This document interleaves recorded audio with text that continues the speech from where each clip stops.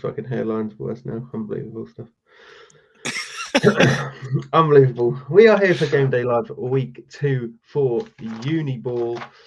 It's been an interesting one. You know, not too many games last week, a lot more this week.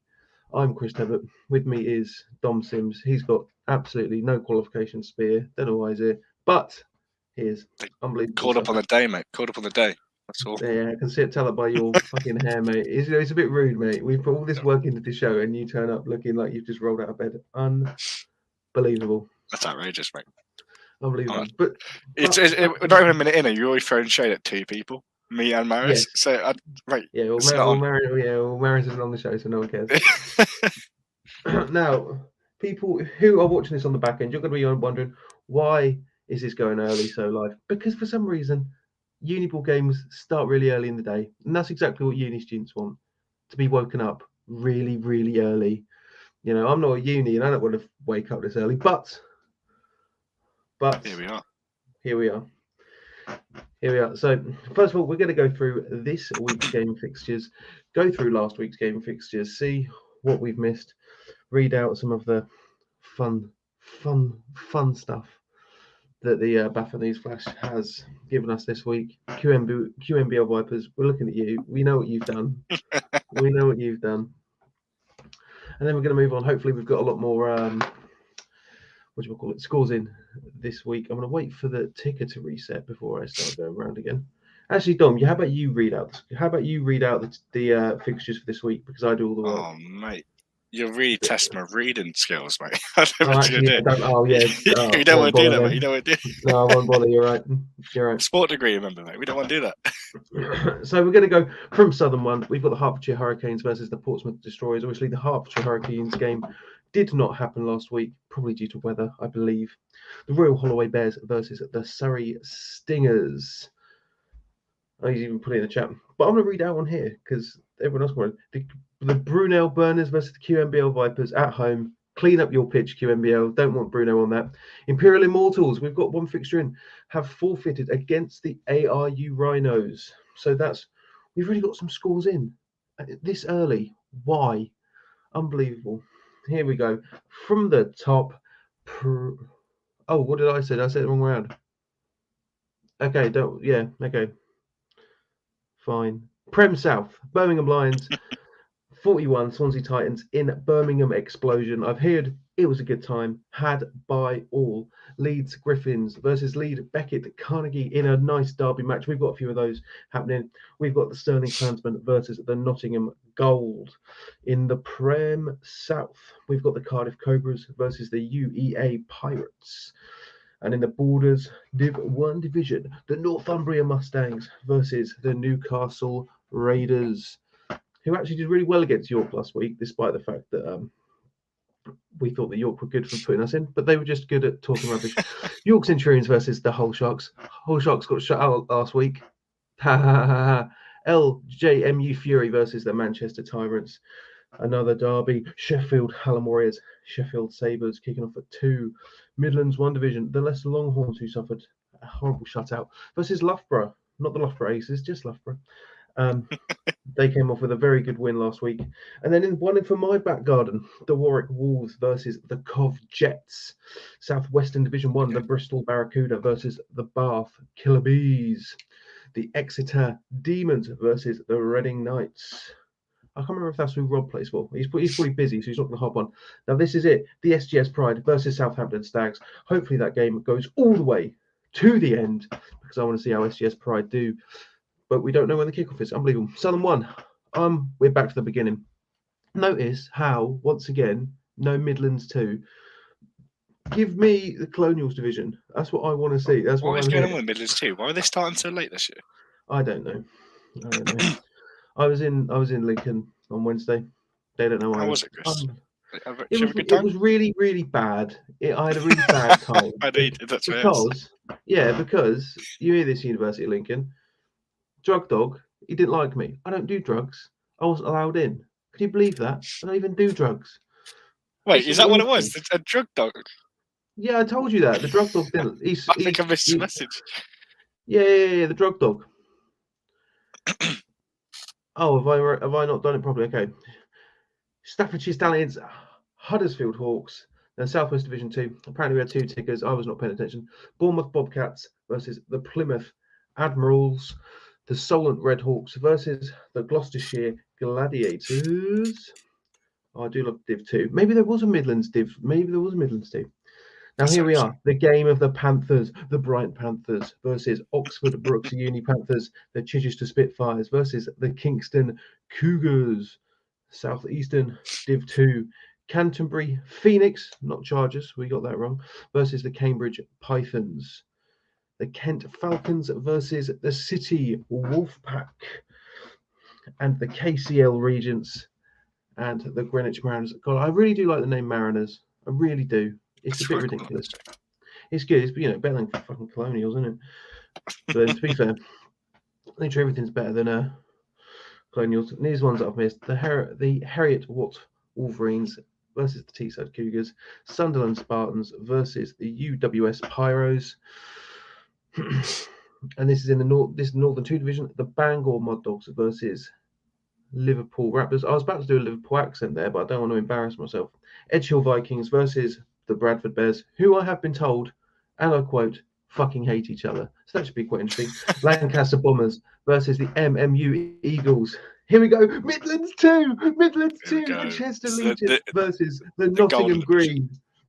This is it. And we got two. We got two in Midlands 2. Staffordshire Stallions, Huddersfield Hawks. Have you got goalposts this year, Huddersfield?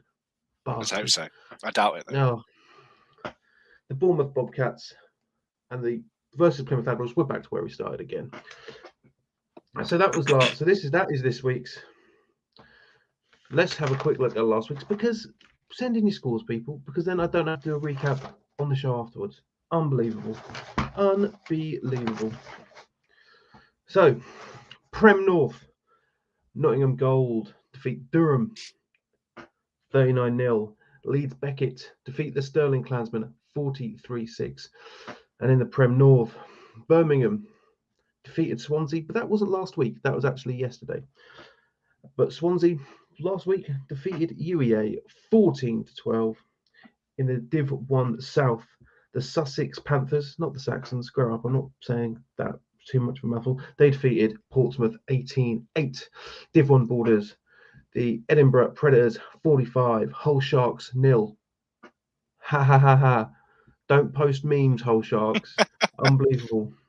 Newcastle Raiders 26, York Centurions 7. LMJU 18, Sheffield Sabres 13. Div 1 Midlands, Leicester Longhorns 0, Nottingham Trent 35, Loughborough 26, Warwick 24. Div 1 South East, QMBL 14, Imperial 8. Div 2 North, UClan 41, Aberystwyth 0. Teesside 16, Aberdeen 6, and that's in the Borders. Hereford. Harriet Watt 12, Glasgow Uni Tigers 14. Div 2 South East, City Wolfpack 28, Canterbury 0.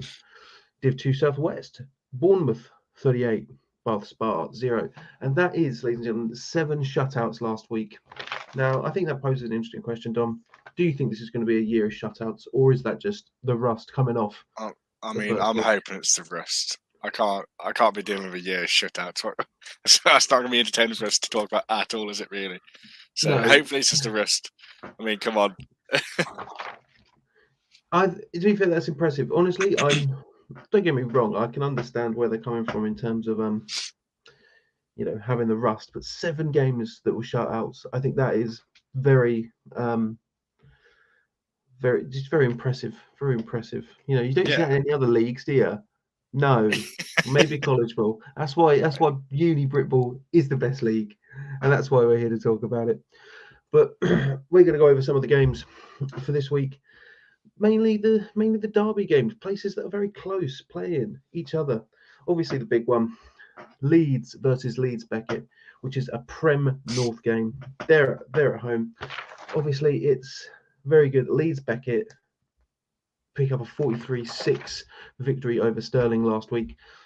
What are your thoughts, Tom? Do you think that Leeds have looked at that and said, we can smash those, or is Leeds Beckett just going to roll on? Because that's quite a sound victory for Leeds Beckett.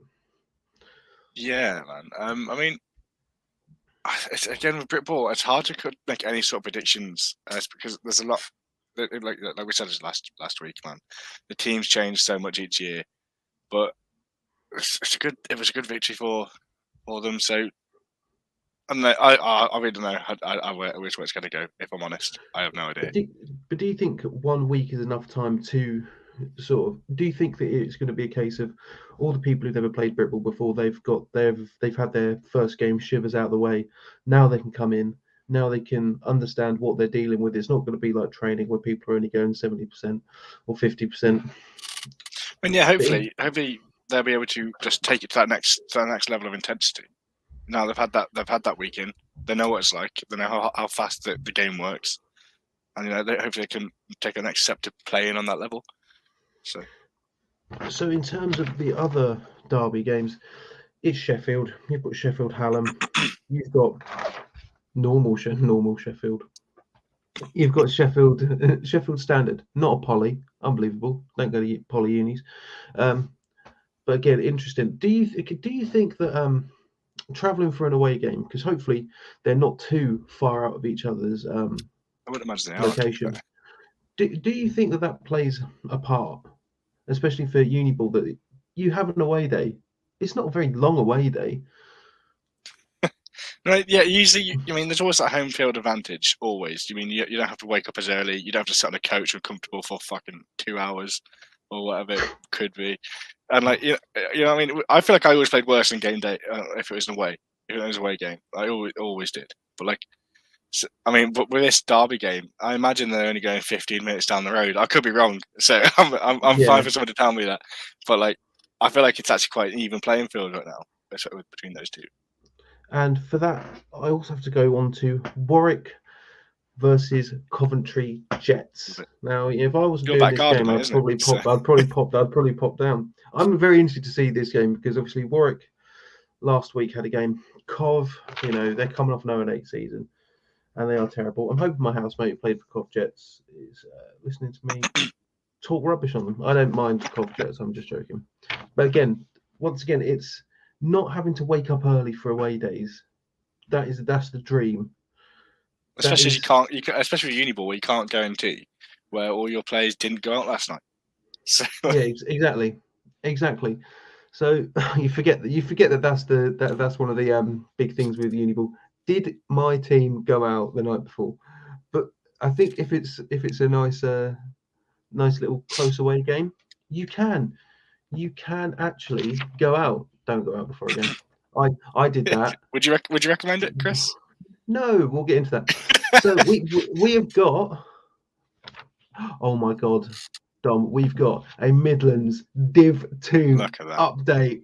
Chester Legion 6, Nottingham Green 7. Now, I remember we played against Nottingham Green in my last year. Obviously, that was their first year of being in the league. They weren't amazing, but Chester Legion, they were okay. So I think this is gonna. I'm very interested to see how this one turns out because. Very interested. Nottingham Green. Yeah, especially because the Colonials have them in 2 weeks. So you said the Green weren't that good when you played them last season. It was their first season, of course, but it was their first season. Obviously, I do agree with the big div teams like the Gold having a secondary team, but obviously, how much training do they really get? Do they have dedicated training? I imagine that they do, or is it segmented into Gold and Green? But I wouldn't say that they weren't very good. The Colonials should beat them. Yeah, okay. And the Colonials aren't I'm sure that none of the Colonials are watching, or they might be. We're not necessarily the gold. We're not necessarily the gold standard for Uniball. So, do you know what I'm saying? So not necessarily that there's a possibility that we are the gold standard for Uniball. I don't think it's the case. We were never ever the standard. Never ever the standard.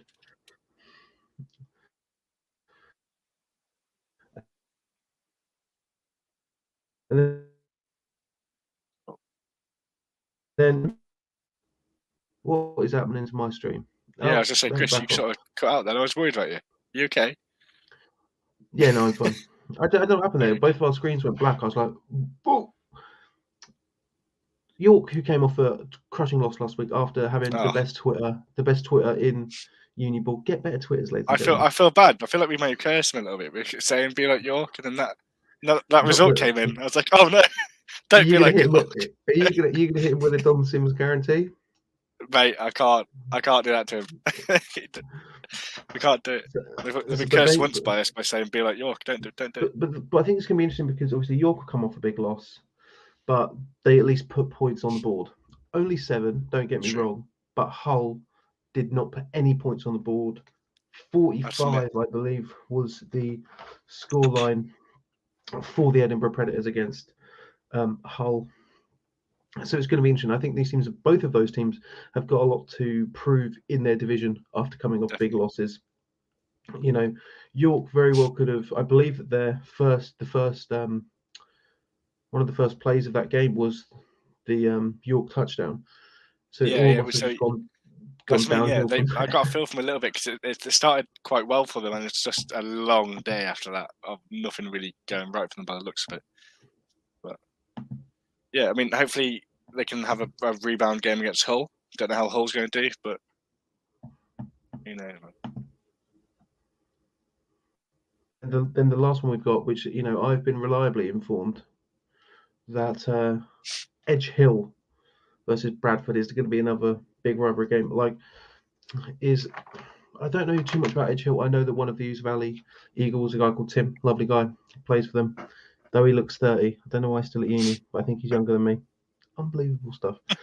But again, do you think rivalry games really happen, or is it all just a big joke for uni? But especially, I can definitely say in Div 2 that we didn't like DMU. But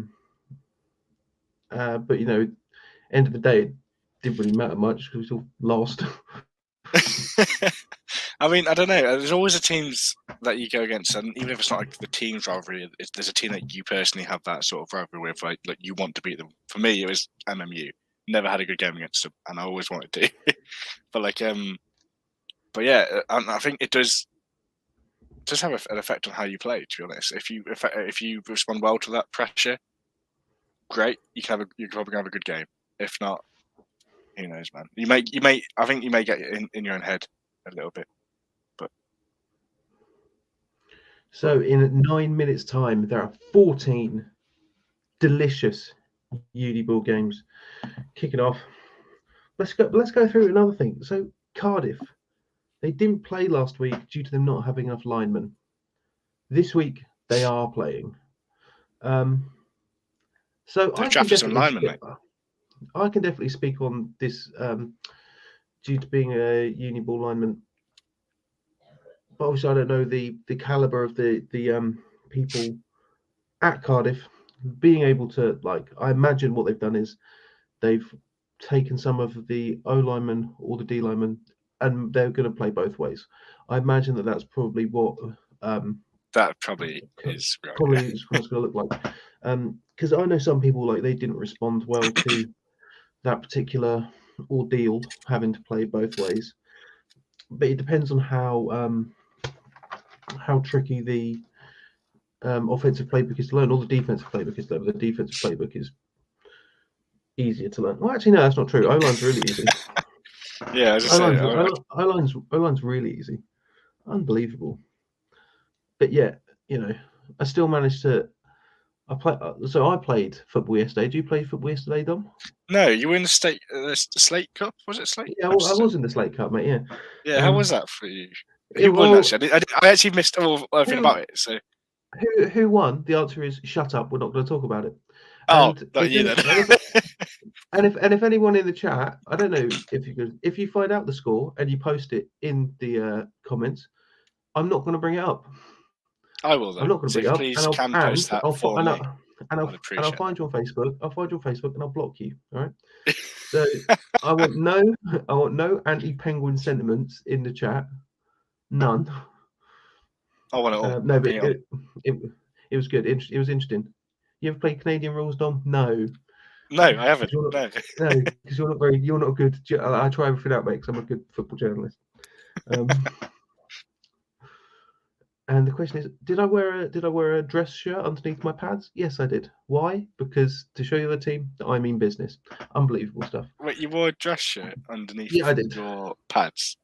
Not because it was cold, which might be the real answer. Before we get into the games that are hopefully kicking off in 7 minutes, but which is we don't know. We're going to have a quick browse through the Bathborough news flash to see who is out and look at some of these game managements. Craig and Dip, I don't know if that's how you pronounce that. He is out for the UEA Pirates versus the Cardiff Cobras because he committed 2 unsportsmanlike conduct fouls. Firstly, for shoving an opposing player when the play was over, and for taunting the opposition sideline after his team scored a touchdown, which I think, half the. Let's be honest, it doesn't mean.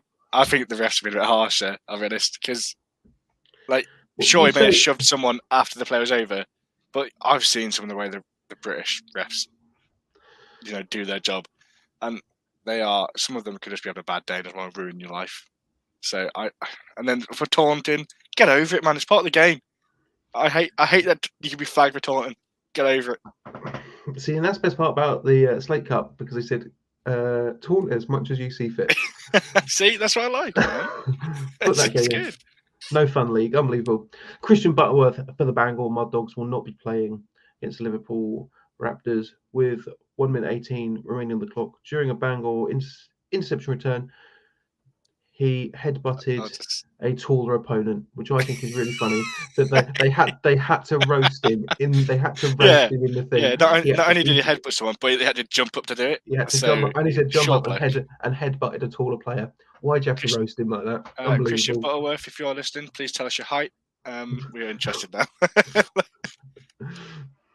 And James Simpson for the NTU Renegades, who I believe he's a ball boy, and he's been disqualified.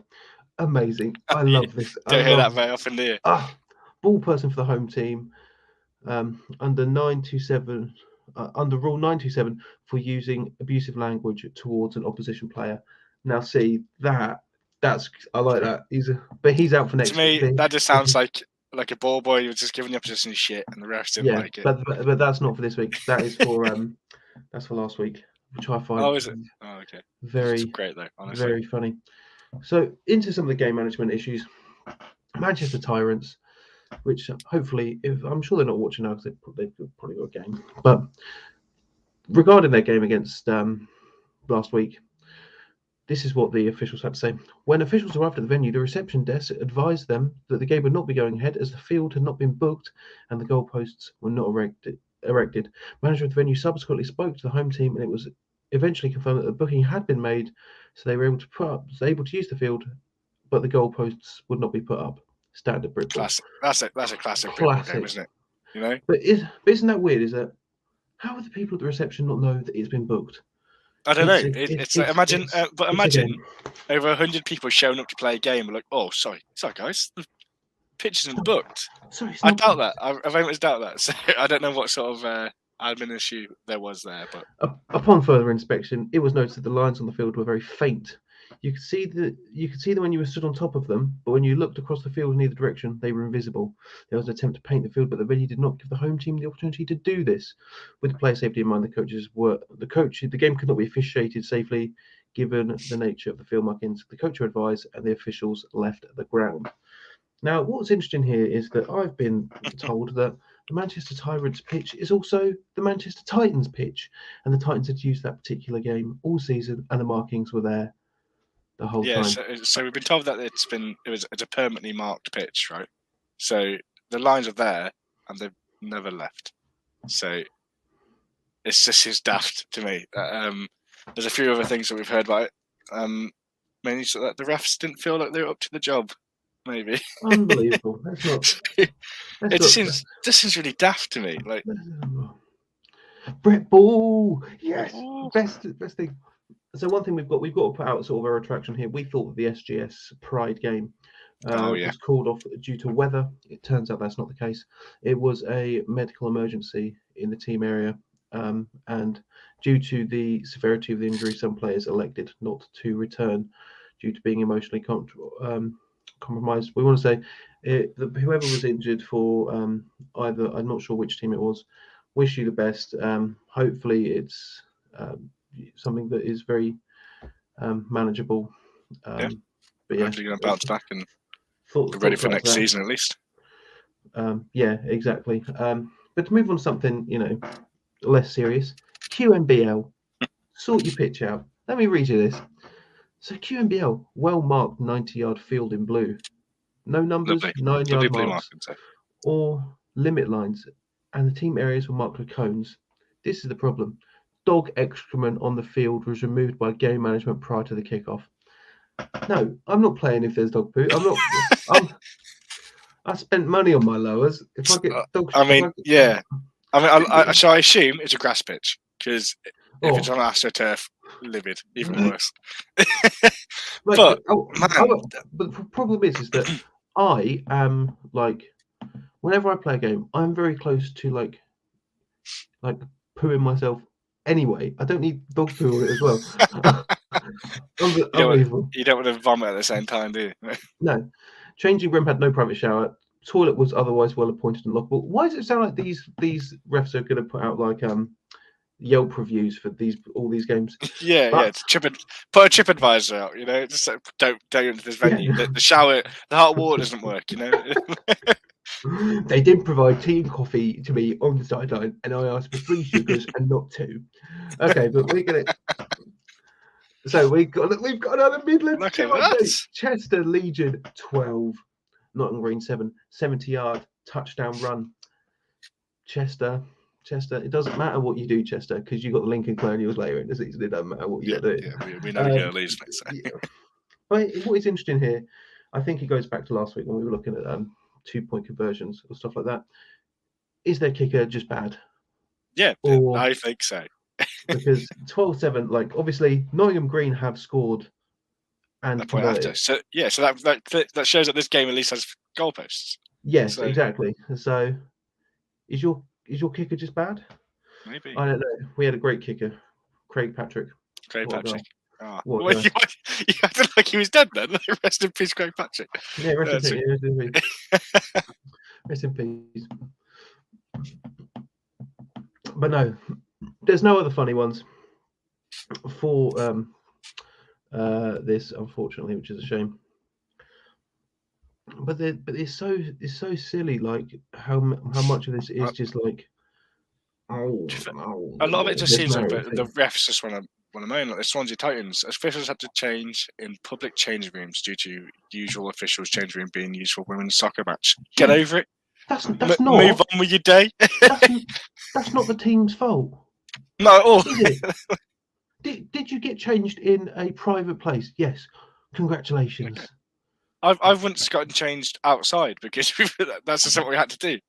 The change rooms were being used by someone else. Oh, right, get changed outside. Okay. Yeah, exactly.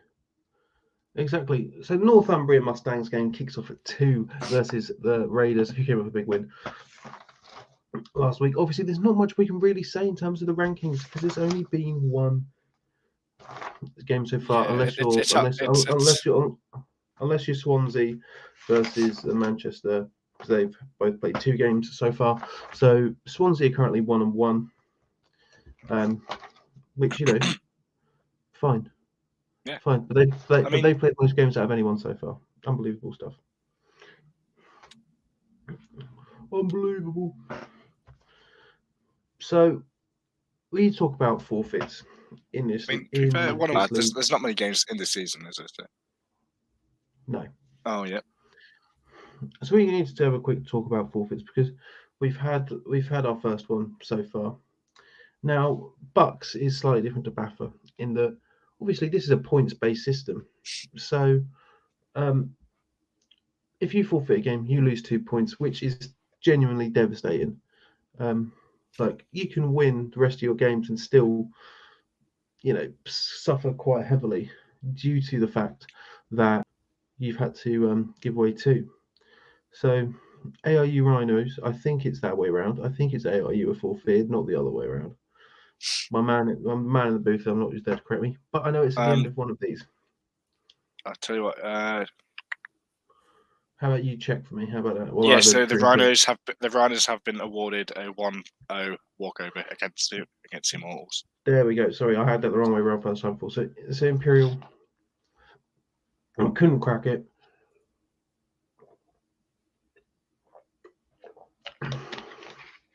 Delicious apple squash. It does look like piss, but it is delicious. I didn't know what you're drinking, did you say?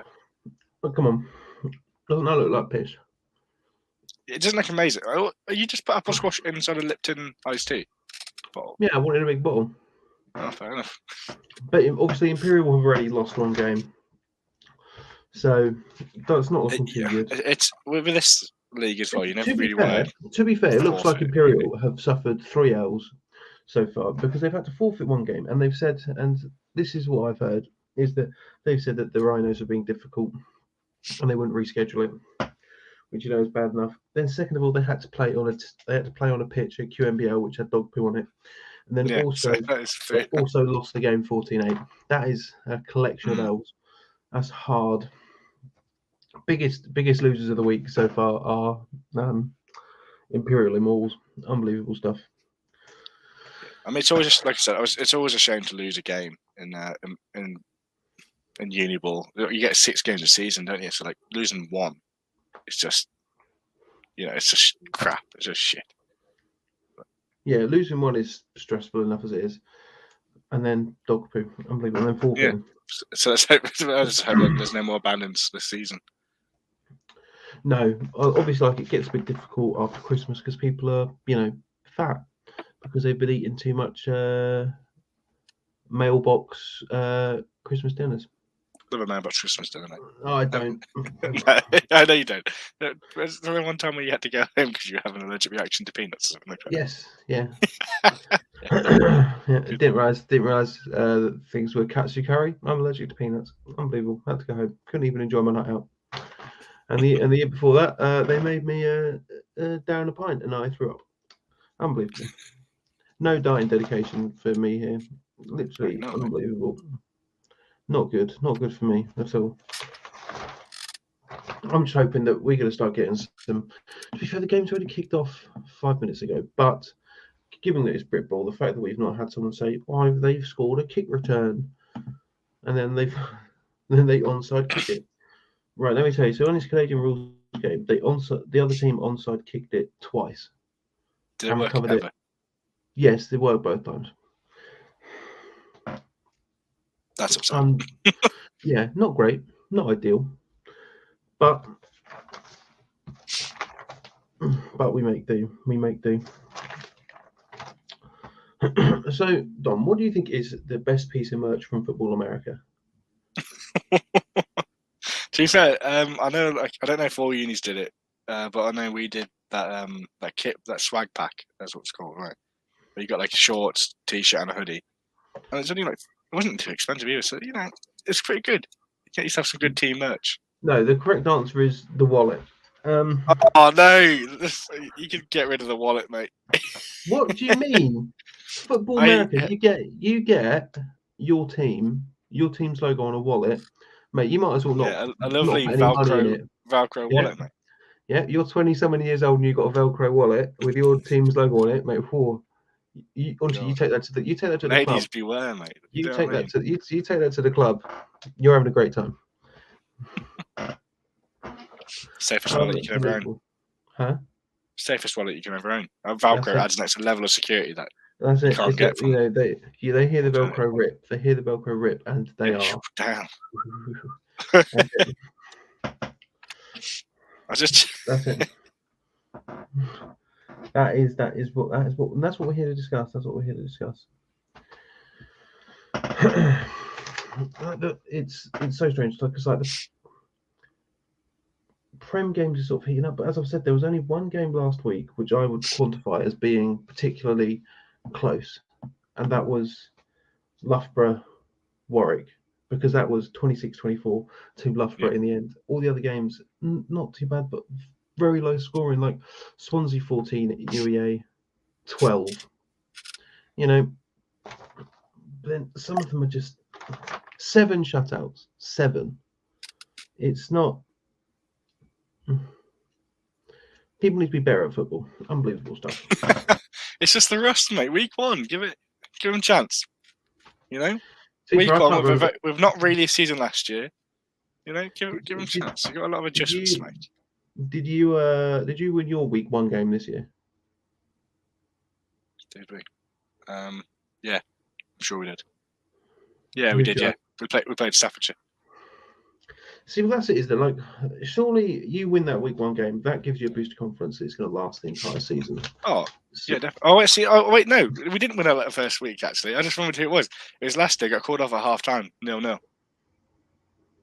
Yeah. Okay, well, mate, you're just being difficult now. I don't know how to quantify that. I'm being real difficult. but to be fair, though, even that still gave the team some sort of confidence to like we weren't because we felt like we controlled the game in that 0-0 draw. Like we still felt like we missed like 3 field goals, so it is what it is. Do you think having that first initial victory of the season is really, how important do you place that first bolt of momentum realistically?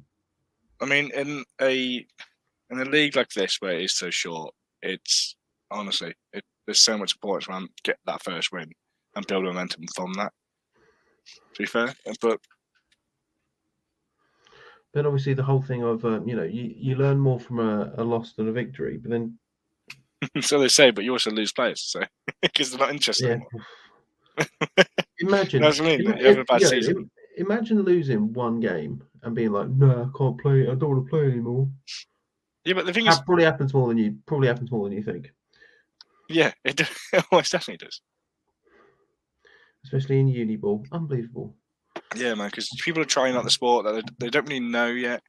They can play a game, not get the game time they want, or just absolutely get dicked, and then can just like, well, I don't want to do that every Sunday. To be fair, Dom, you've been playing it for a long time, and you still don't know how to play. So, yeah, I know, mate, but I've got this like blind optimism that helps me get through the games. So, I mean, that's how it works. That's how it works. Give me more blind optimism in football. Oh, and you'll be horrific to know that the head coach for East Valley did fill my contract negotiations, so I will not be joining Shropshire Revolution. I gave you a pint. Oh, no. 2 pints. Yeah, 2 pints, right? Sorry. Oh, I should have got that soon. Yeah, I'll see your I'll see your team in the playoffs, mate. That was in the same division. No, not at all.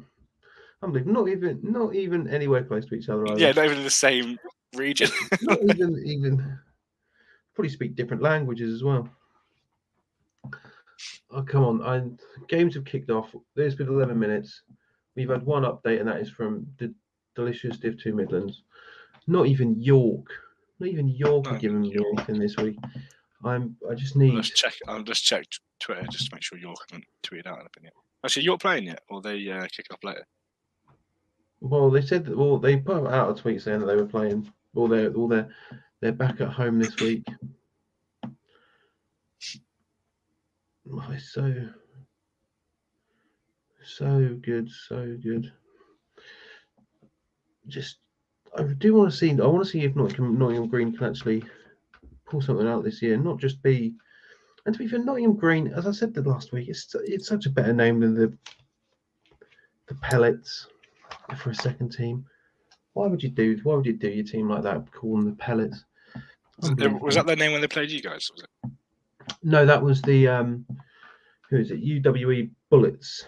It's their secondary team. Is the Pellets. Oh, that's dreadful. Man, we said this last week. It's not good. I mean, I get the logic between it for the Bullets and the Pellets, but come on now, give them a better name. You know what we could say. We know what we can do. We could have a quick run through of the Manchester Tyrants and their game day roster, because they put out a game day roster. They put a game day roster. They put a game day roster. Only last names though, but it's still good enough. That's fine. We don't write docs on our players. Yeah, unlike what I do on here every week. Yeah. By saying first and last names. So for Manchester Tyrants, starting offense, Ellis,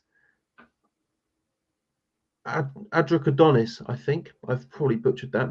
Williams, Lee, May, Phillips, the captain, Smith, Simmons, Garside, Pava, and Carrara. That's weird. I was playing with a guy, Slate Cup yesterday. It was Garside. Might be his son. Their defense: Burke, Williams, Squire, Smiths, Ender, Cabernock, Weller. Hedens. I can't pronounce that. The captain for Manchester Tyrants defense. I'm so sorry. Wrighton and Luthi, and the special teams. Adracodonis for the captain for the special teams as well. William, Pava, and Simmons. That's what I like. You know, really actually making it seem like an actual game. Do more of that, ladies and gentlemen. Do more of that. Staffordshire Stallions and Huddersfield Hawks have just kicked off, I've been told. Another delicious Div 2 game, and we've all got another update. This time not for Nottingham Green, but for Nottingham Gold, the Sterling Clansmen, who last week they struggled last week, didn't they? They lost 43-6 to Leeds Beckett Carnegie. They are currently 6-0 down against the Nottingham Gold. It could very well be a good day for Nottingham. There could be a lot of celebrations in Nottingham today. That's what you hope for them, but I want to see hopefully the Clansmen at least put points on the board, have a good game. That's it. Don't get me wrong, they put 6 on the board last week, but 43, you need to get that last ditch. There's clearly some issues with the defense there, so that's it. Is that how many new players do you get, especially on a Prem side? How many is there going to be pressure to try and walk on for a Prem side more so than a Div 2 side? Yeah. Definitely. Let's be realistic. Neither of us would have played for a Prem side at uni. Probably not, right? Yeah, I was going to say we barely played for a Div 2 side, so. What's weird? We just injured a lot. Huh?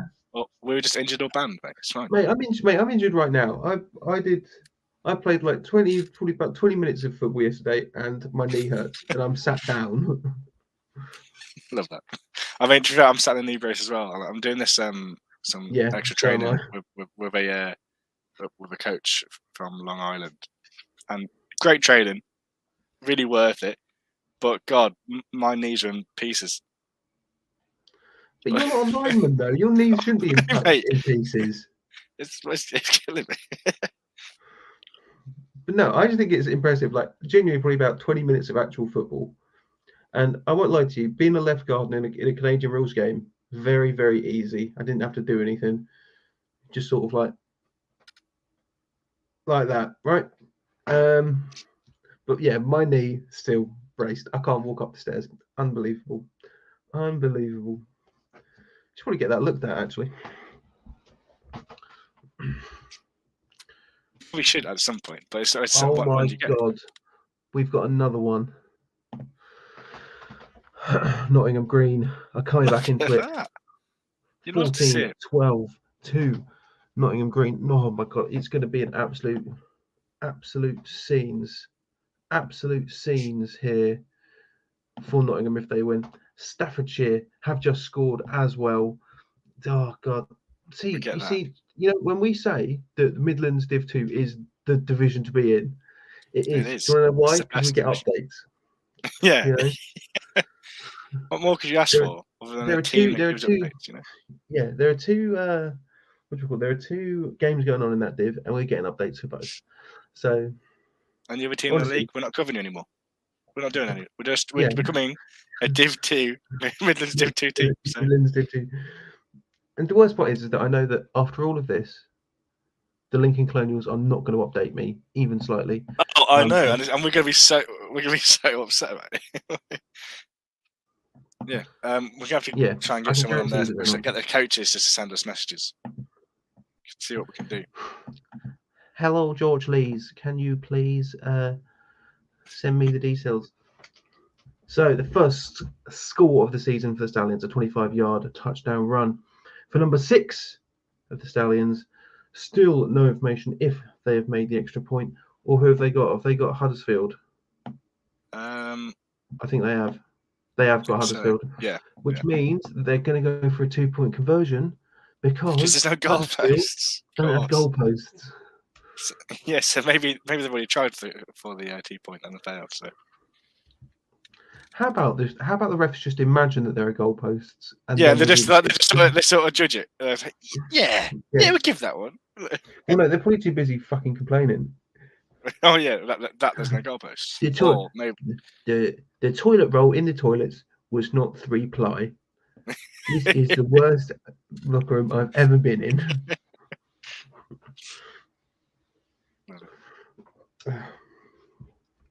I love all the refs. Please don't target me. When we play next season.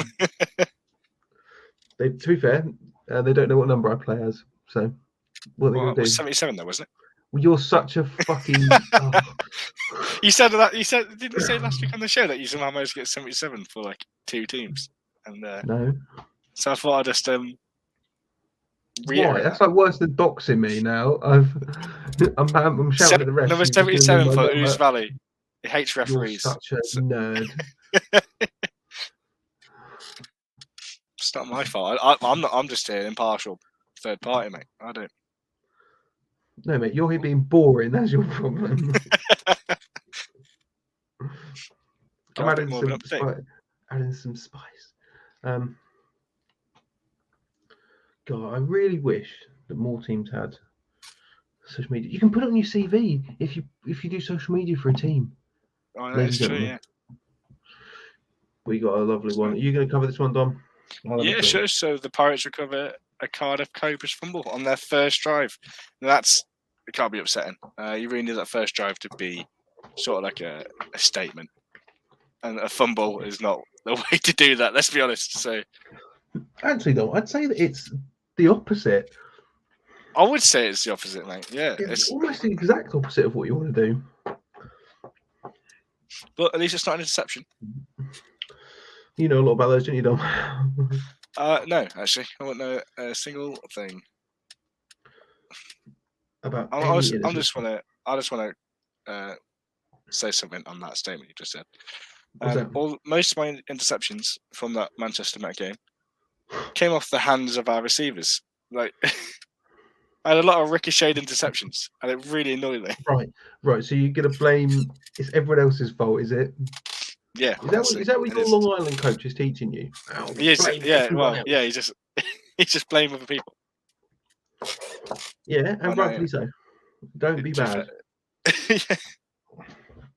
Enough rumbling. Hold on a second. Okay, we got another one. Nottingham going real hard this week. Sterling Klansman 0. Nottingham Gold increase their lead with 16. It's looking like a great day for Nottingham this week. Right, let's talk about this gentleman right here. This guy right here is a scumbag. All right. If you ever see a message from this man, block him. Block him. He didn't do very well for the Grizzlies yesterday. He didn't do anything. He genuinely didn't do a thing right, and he can't play football properly. Right? Let's just hide that. I'm waiting for the response. There we go. One oi. Yeah, two. Maris, come on the show. Come on the show. Maris, come on the show. So, just seen. We have got a bit more update on the Staffordshire Stallions. Second score immediately as the kick is returned by number 31, Chris Ice Mulroy. Look at that. So, and a 2-point converted by George Dodd. So, look at that. It's looking like it's going to be a good game for the Staffs and the Hawks. Well, it looks like it might be a good season for the Staffs at this going, Bray. But you've still got to face Lincoln Colonial, so why don't you shut up? Do you think about that? Yeah. Do you think about that Staffordshire? No, you don't. They haven't thought about that yet. No, they haven't. No. But do you know what this does mean? What? Do you know what this means? Oh, the 2-point converted. Oh, there's no goalposts again. There's no goalpost. What a surprise. Shocked. Just bring in about maybe 40 or not even 40, 10 more players and afford some goalposts, right? You're They don't ruining cost the much. game. We made them out of drain pipes because we're cool. We have engineers on our team. Yeah. Yeah, I wish there were more colonials playing in the Slate Cup. Would have been funny. Oh my! See, look, I told you. Look, former Colonials legend Jamie Dowd. He knows. That's how you He's get house guttering. guttering. That's how you make them Huddersfield. Like both Jamie and Elliot Maris, they both know Huddersfield don't have goalposts. Sort it out. You're ruining the game. Chris, I've got some important news to tell you right now, mate. What's that? The Huddersfield Hawks with their own kick return touchdown. It's now 14-6. 14-6. Yeah. All right. Yeah. Okay. They got sacked on their 2-point conversion for 14-6. No. Look at that. Great. What a great game. let's keep that going. Do you want to know why, ladies and gentlemen, that's a good game?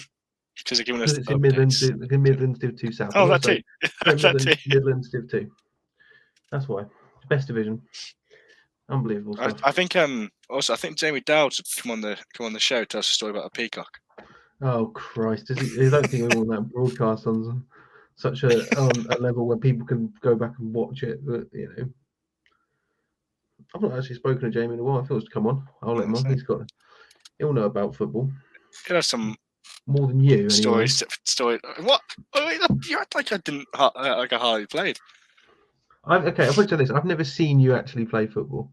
What? That's a lie. That's a definite lie. Here we go.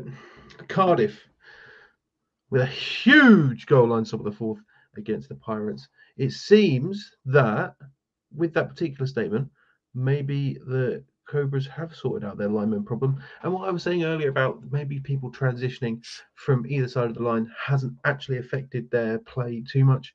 But it seems that, if you can get a stop on the goal line after the week prior saying you don't have enough linemen, I think that is testament to either their lineman coaches or just the quality of players that they have playing for them in Cardiff. But we've not got. Let me move over there. Oh my God! Staffordshire. Yeah, let's have a look at this game. Oh my God! After being backed up by a punt that sails at the back of the end zone for a safety, it is 16-6 to Staffordshire. Oh yeah! Points every minute in that game. I'm loving it. It was O-lineman. Oh, very nice. Very nice, very nice, very nice. Big up O-lineman. We need more. We need more celebrity O-linemen. We don't have a lot of them. Quentin Nelson. That's about it. Give me more Taylor Luan. Another person who wears 77, but I don't wear 77 for Ouse Valley. Refs, if you're listening, he doesn't wear 77. Mate, I have never had a flag called on me. So I had my first one this season, but blocking the back. Blocking the back. Yeah, it was against what was their name? I can't remember them. They're a good team. Oh, Tamworth. Tamworth. No, yeah, that's it. Yeah, okay, Tamworth Phoenix. Yeah, I was like, playing against Tamworth Phoenix. Yeah, generally forgot. Yeah, somehow. No shade, Tamworth Phoenix. You're a great team. No, I've had no flags. I've had no flags, which is surprising. Mine was a bit shit, to be honest. I got tripped, hit a guy in the back, and he went down after the lightest bit of contact. And he just instantly flagged. To be fair, I think if I was going to get flagged, I would have been flagged yesterday because I was basically anyone from Ouse Valley or that I knew who were on the Grizzly side. As they walked past me, I always pushed them. I always pushed them, no matter who it was. Yeah, I think the rest aren't going to. They're not going to flag that because they know that shit's going to happen. Well, so yeah, but, honestly, mate, walked up behind a lovely guy called Frankie, pushed him. he then came back and pushed me, and then I said to the referee pushed me. He didn't throw a flag. Boring. I'm trying to draw pens. Love it. That's it. That's why I'm here. But you know what? I say that now, Dom, but I can guarantee you that because of this seat, because I've said that now, first snap of the first regular season game I play now. Start, mate. False start. Yeah, 100% or holding. And to be fair, I did actually do quite a lot of holding this year. But you wanna admit to that? Number 77 News Valley? Holding a lot. What are they gonna do? Deduct me yards retrospectively? Yeah, no. mate, retrospectively. They're gonna look into it. Well, actually, we're gonna make them Dom, 0-9. Dom, I'm sorry that my 0-8 team held a little bit. Yeah. What do you want me to do about that? I'm simply just trying to do the best I can. And if I've got a hold, well, you know, everyone holds. I don't, not me. Yeah, but that's because you're a receiver, Dom. You're not on the line. You can still hold, I guess. On one place. Can you read this one, Dom?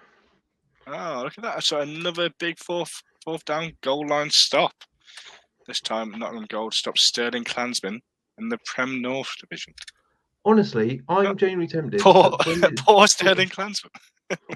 Honestly, I'm tempted. If both Nottingham teams win, I'm tempted to go down, get in my car as soon as this ends, drive down to Nottingham, and have what I imagine is probably a great night out for a double victory. Oh, yeah, we've got an update from someone. At the Jacques O'Dwyer. Is that Jacques? Oh my god, I just killed that. It's not Jax. It's Jacques, isn't it? Yeah. No, it's Jacques, isn't it? Yeah. That's what it is. I can't say, mate. Of course you don't know, do you? Royal Holloway 14, Surrey Stingers 0 at the half. They're at the half already. Oh, they must have kicked off at 12:30, I imagine. They probably did. Or, yeah. But 14-0, again, are we going to see another shot? We've not had a lot for the games that have been reporting. Is Jack. Okay. Thank you, Steve. I didn't want to ruin his name by putting on the biggest French accent of all time. Really ruining it. Watch him not comment anymore because I've accidentally roasted him. I still can't believe that Butterworth guy for, I forget what team it was, where he got called out and then the ref just roasting him in the report. Oh yeah. Christian Butterworth. Again, Christian Butterworth, tell us your height. We need to know. We need to know if this guy was just really tall or you're really small. Let us know. Oh my god! Imagine it'd be great if this Christian Butterworth guy is he's 6 foot, but the guy he headbutted was 6'7". That's what I want. That is called stepping up. But Chris, I've got some great Midlands news for you, mate. Oh, Midlands go on. 2 news. So now through the air, 15-yard passing TD to number 87. It's now for Staffordshire 22-6 to Staffordshire. Oh. Yeah. See, and now any Lincoln Colonials watching, you need to listen to this. All right, we're basically doing the reports for you here, ladies and gentlemen. Only in Lincoln though. Just if we're doing a scout on reports for you, boys. DMU, if you play for DMU, turn this off. No, don't, please don't. But yeah, it looks like Staffordshire have started off hot, real hot. It could, but the problem is that because it's their first game, we can't effectively quantify whether or not it's just Huddersfield Hawks' defense aren't clicking, or Staffordshire are just doing really, really well. Yeah. Also, I did get it wrong. So it was actually number 87 through Weaver passed the ball to number 23, Alex, for the touchdown. Honestly, it is kicking off in Nottingham tonight, ladies and gentlemen. Love it. Chess Legion 12, Nottingham Green 21, and Nottingham Green have got a pick 6. Pick 6? Oh, you love that. You love to see that. They're always one of the most exciting players to see, aren't they? Let's be honest. No, not if you are an O-lineman. Then they're terrible. Yeah, they're not. Because when you watch your team, get a pick 6, you love it. It's one of those hype things you see all day. Yeah, but considering that I play on the line, Dom, if we throw a pick 6, as a lineman, there's not too much running unless it's a trap or a sweep or something like that. I don't really have to run a lot. Unfortunately, if it's a pick six, I do have to run. I have to run quite far. Oh, we got a score update for some delicious prem, I think. Yep. I'm sure. Yeah. Steve's giving a nod. Steve's giving a nod. The UEA Pirates 6, Cardiff Cobras 0. Did UEA win? No, they didn't win last. They didn't win the whole season. Or did they? We don't know. We'll find out. We'll find out in this season. Steve shaking his head, but I still think it's really, really funny. Honestly, if a COVID season ever happens again, I think just random Div 2 side, just claim you've won. Claim you've won the whole thing. What are they going to do? Check? Nah. You know how like you get like there's people who lose the Super Bowl, they send all their T-shirts to like countries that need clothes, but like I just didn't know they did that. I always wondered what they do with all the mass-produced T-shirts that they have to. No, they send them off to like somewhere. Like you might be tripping around somewhere that's a bit down on their luck, and you'll see like a San Francisco 49ers one. Yes, so you got somewhere out there. There's kids rocking the 2013 Broncos Super Bowl with. That never happened. Sorry, I need to do a retraction for the UEA Pirates. It wasn't the UEA Pirates that did that. It was the UWE Bullets. I couldn't remember. Oh, they both got a U and an E in their name. Same uni. No, I'm joking. Basically the same uni. No. No. So, Dom, let me ask you a question. Ask me. Have you ever seen a Uniball Prem game live? I haven't actually. I'm actually quite interested if I can just go and catch one nearby, just to see if it's the standard difference from what we were used to in Div 2 to what they're going to be playing at. Or if it doesn't really matter. I think it'd be really interesting to go and see one of the teams that last week was commented on in having a large number of scholarship players, such as Nottingham, and just seeing like how different it is. Like I can like from yesterday's perspective. So also I played Div 2. I don't, so I've never really come across any Prem players unless they, come down to, dominate us and all that nonsense. But one of the DNs I was playing against, I don't know where he played for. I wouldn't even be able to probably pick him out of the lineup. But I knew he was Prem. And it's so interesting because, like, with Div, I can say Div 2, it's like I'm just there to block. But that lineman already had in his mind the specific way he was going to get out of it before I even thought of what I was going to do. He already had a plan. And I think that personal experience definitely showed me the gulf between Prem and Div 2. I can definitely see that. Playing against a few Prem players myself this year, it's a whole different level. That it's good to see what you're sort of up against. But when Shropshire win the Div next year. Yeah, exactly. John Coomson, get yourself a pint afterwards. He was a touchdown scorer for the Pirates against the Cardiff Cobras. Not much going on. It'll be interesting to see what other games going on. We've seen the Surrey Stingers. They're currently down 14-0. But it seems, Chris, that York have kicked off early. So they kicked off 7 minutes ago. I thought they started at 2, but so they've kicked off, and York to start with the ball. So we'll just see it. Let's have a good day from you, York. Here we go. Tim Edwards, I've just done it again. I've just doxed someone again. Do better, Tim. Edgehill Vikings 0, Bradford Bears 6. See, now this is interesting. So someone commented he moved from a Div 2 senior team to a Prem senior team. Collective work ethic seems to be the biggest thing. So, Elliot, would you say that? Is there something wrong with the Div 2 mindset, or do you think it's people or teams in Div 2 they just will sort of want to stay in Div 2. Basically, is their mindset because they're just there to sort of play football as opposed to win. So I can definitely agree with what Marius has said there.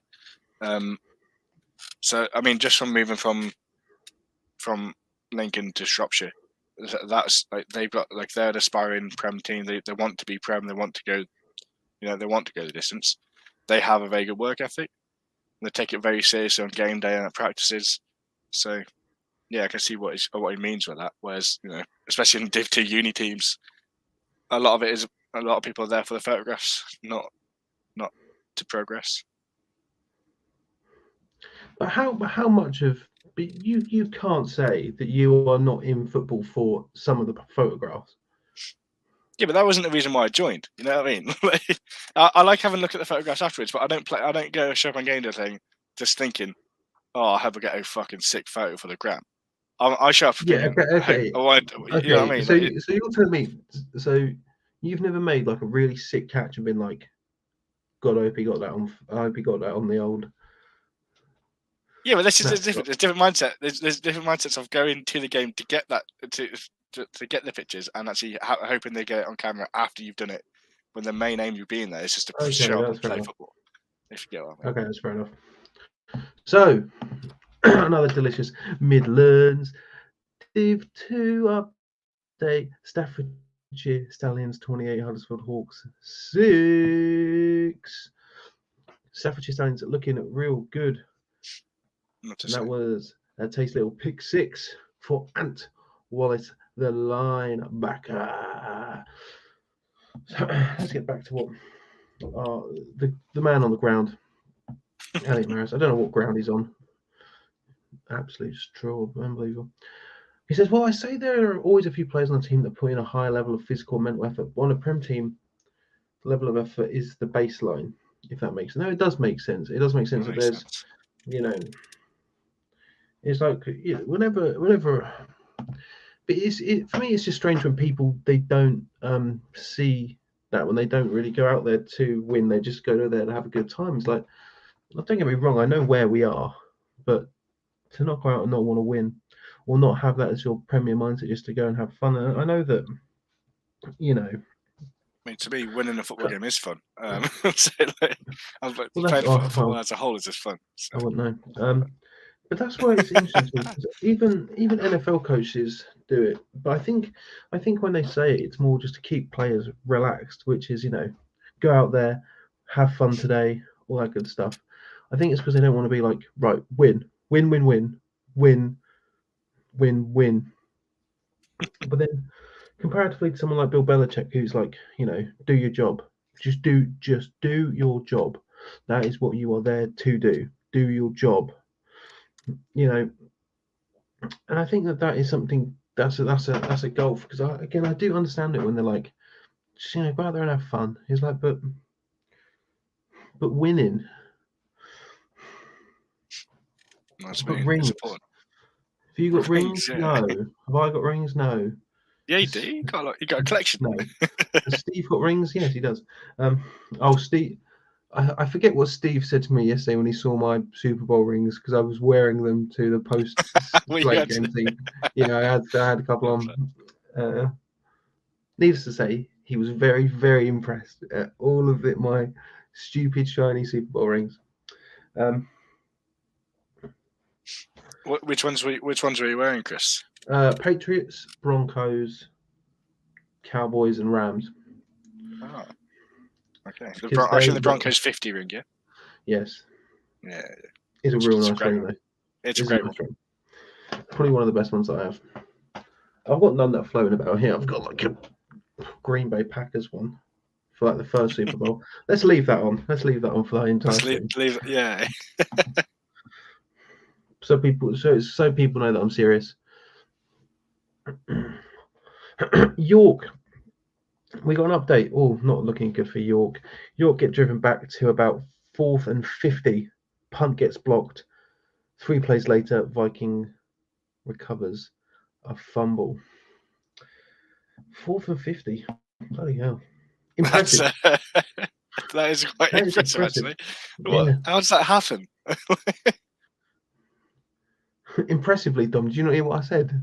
Impressively. Oh yeah. Yeah. Oh.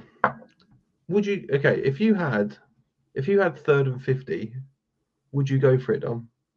3rd and 50? 3rd and 50. No. Oh, I No. wouldn't. Okay. Strangely, I'd probably look to get as many yards back as possible, and then punt on 4th. Or maybe Yeah. maybe That's not. fair. Maybe just do a trick QB punt. Cheeky little That's it, QB. mate. Could you pull off a QB punt, Dom? Have you ever No, punted mate. before? No. Didn't think Yeah, so. mate. I've tried it in practice a few times. Dreadful. just pissing them up before practice before we start. I can't kick a ball, mate. Kicking sports aren't my thing. Okay, so one thing I learned with Canadian rules, so there's no touchbacks, right? Okay. So what you do is, if you're a punter and you punt it, obviously it goes into the end zone, the person who receives the punt in the end zone can just punt it straight back.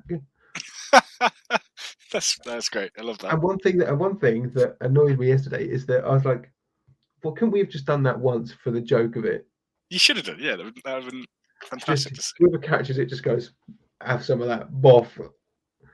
But I was talking to someone on the sideline. I don't know who it was, but he was telling me that like there was like a game he was watching Canadian rules, and literally it was someone punted it into the end zone, then the other guy punted it straight back, and then the other guy punted that one back as well. Like, how annoyed would you be if you were lined up, just going back and forth? Oh, leave that out. Leave that out.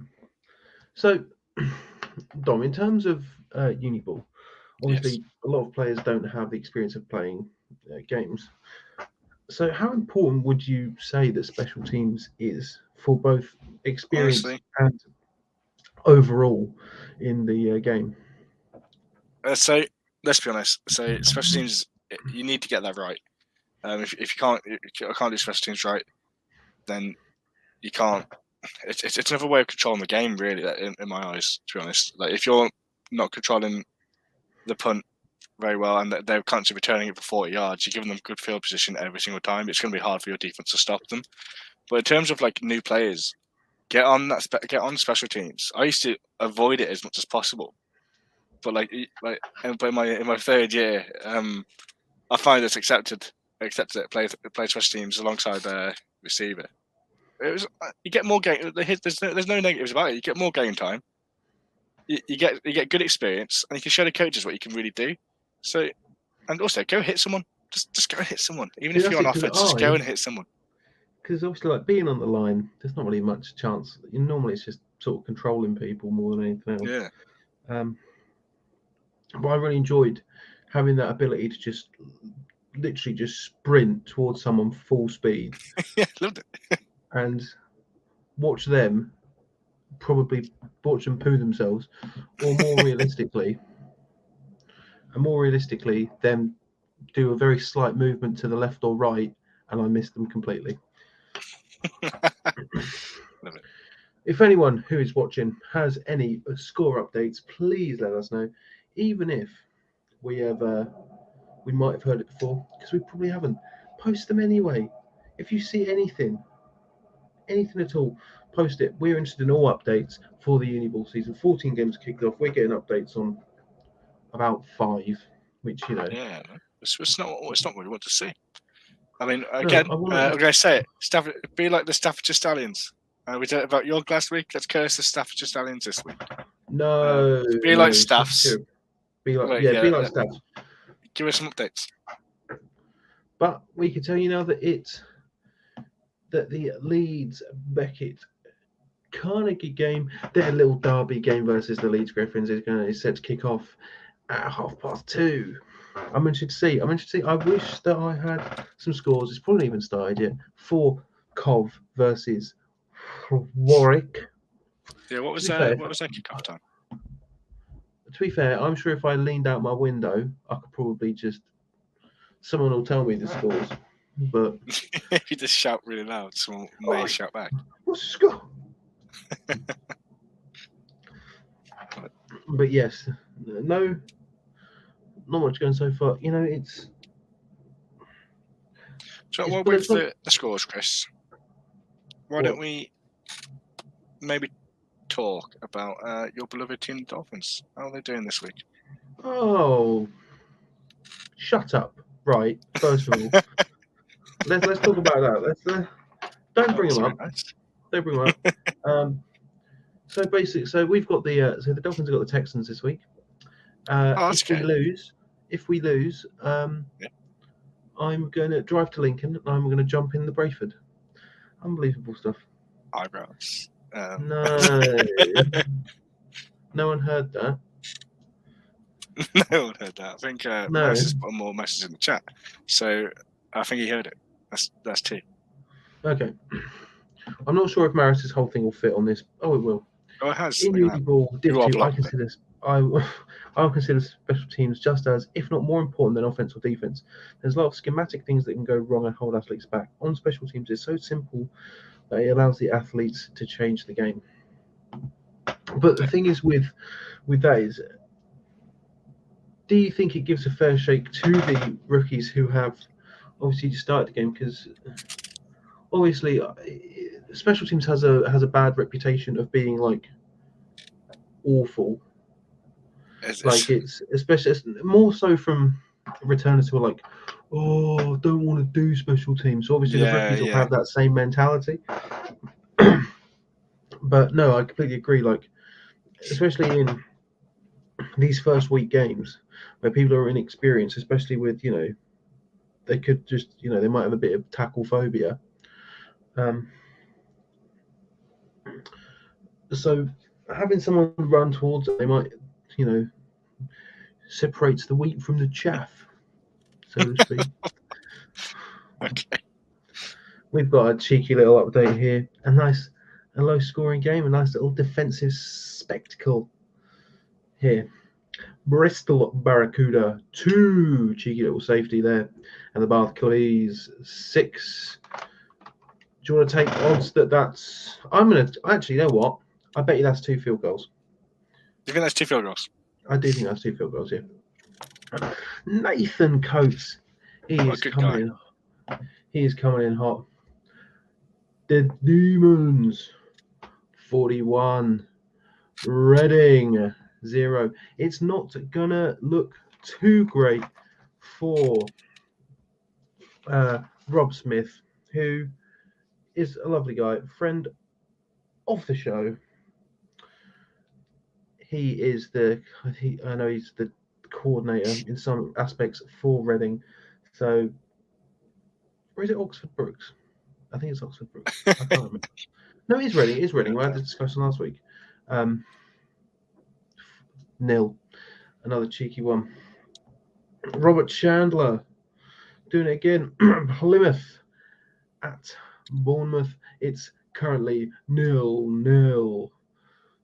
Hopefully, it doesn't stay that way. I pray that some of these games are interesting. I pray that the people who are watching the games live can get a real taste of football. So, here's the thing, Chris. Staffordshire Stallions, new update. Just let us know. Go on. So, a second 15-yard rushing score for number 6, Daniel Gray. It's now 36-6 to the Stallions. Oof. Big like the Stallions. It's not having a great game for the Hawks. But you have this, and they continue dominating, and it looks like Staffordshire are going to be the team to beat in a Midlands Div 2. I'm going to go out there and say it. Colonials, sort it out. We'll sort your scouting report for you. Don't you worry. This Daniel Gray guy, don't let him run. There you go. Take his knees. Don't take his knees. Oh no, don't take his knees. Don't take his knees. It's too far. Yes. People have got lives outside of football, Dom. Yes, yeah. He may need to go to work, and we may.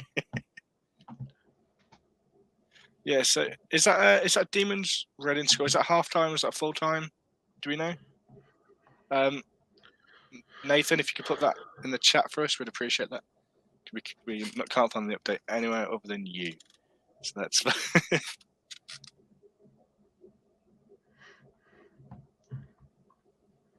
So I think would be quite interesting, Chris, is I'd quite like to see what other people's what people would say the worst play in football that they've witnessed.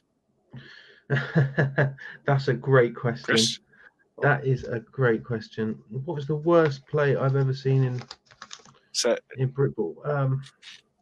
Thing is, I'm not sure if it's too much based on what the players have done, but more so just calls that have been made. Not to continue to shout at referees, because I would still like to actually play the game and not get flagged. Get flagged every single play.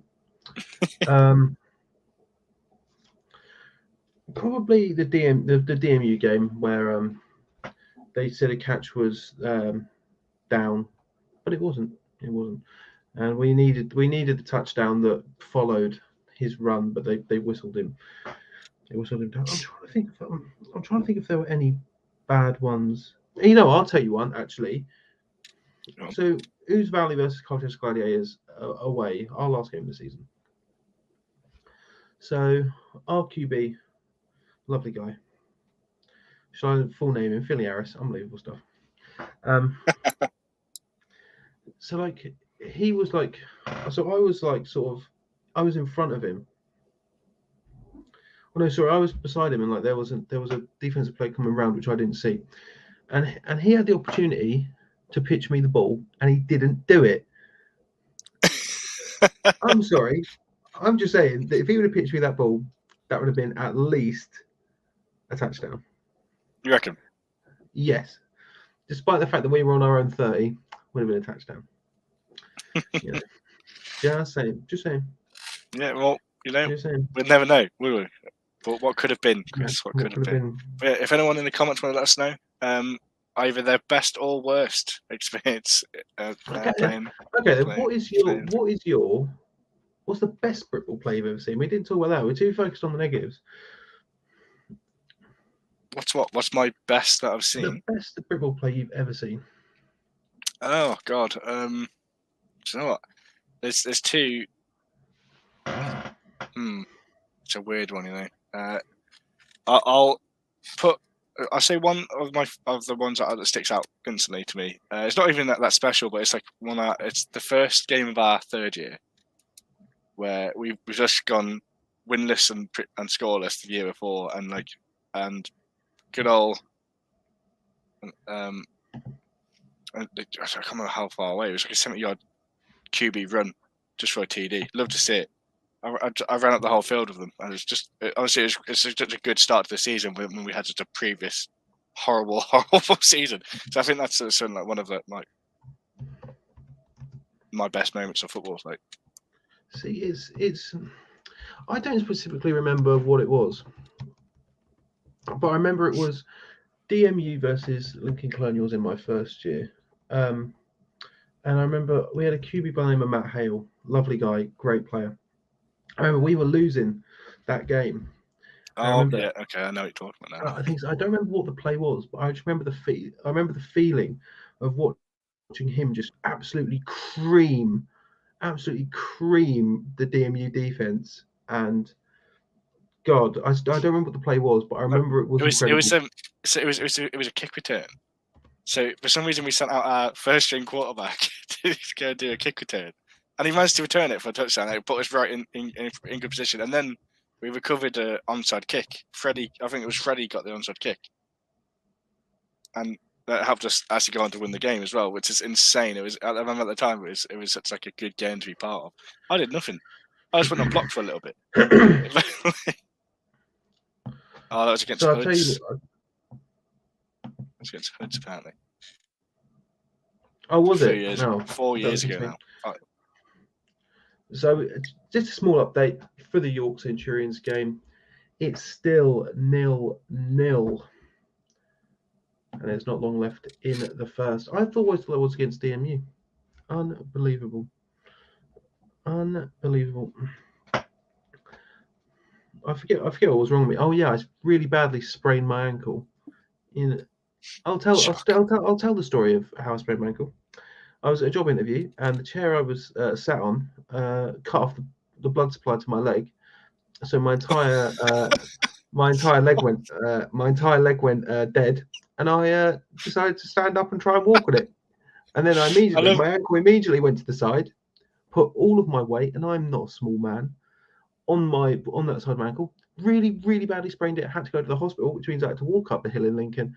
I didn't have a crutch, so I used a broom, and we went to the hospital. I got an X-ray. You used a broom, mate. Yeah, that's true. Honestly, I love how you sprained your ankle. Not even sport related. It wasn't like, I took a weird tackle. No. My foot fell asleep, and I tried to stand on it. It's basically what you've just told us. Yeah, there you go. Mate, I've only had one injury one really bad injury from doing sport. Sport. It's not really a sport, is it? But that's the reason why I have to wear a knee brace when it gets cold. I mean, I get injured each season, but I just ignore it. No, to be fair, I didn't get injured this season. I'm just annoyed because I wanted to play a whole season, but unfortunately, my work, like about 3 people that I worked with, all got COVID, which means that I had to, so you had to go in. Isolate. Yeah. Yeah, this season was actually the first season I've ever played the entire season. I went to every game. Great, had a good time. But usually I'm injured or something comes up. Banned. Who knows? Banned.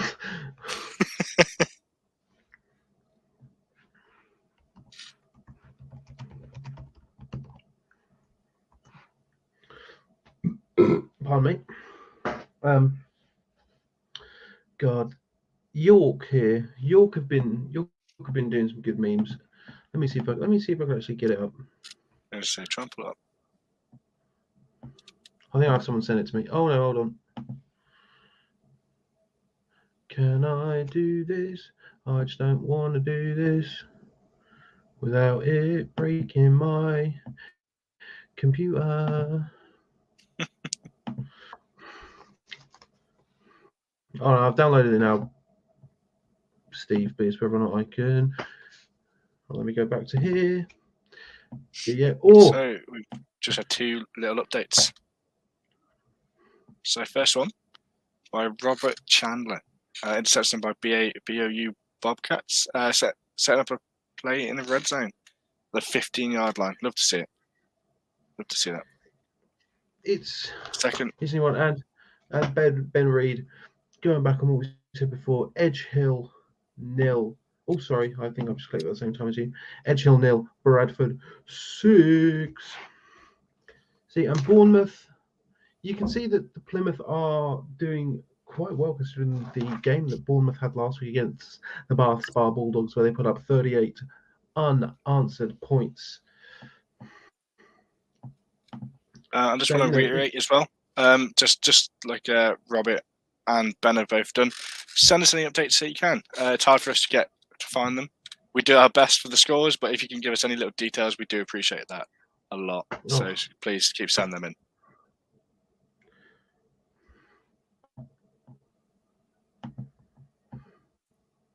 Oh my God, why is this so difficult? Oh. You're still trying to bring up this image, aren't you? You'd think because I'm under 30, I'd know how to work technology, but it's not true. What about it, mate? You'd be fine. Oh my God, another picture's not loading. I just want good content. I just want to show other people memes.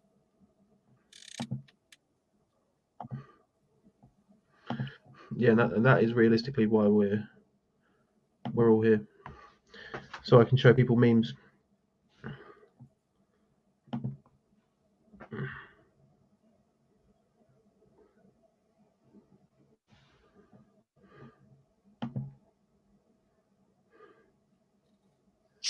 How's it looking, Chris? Good?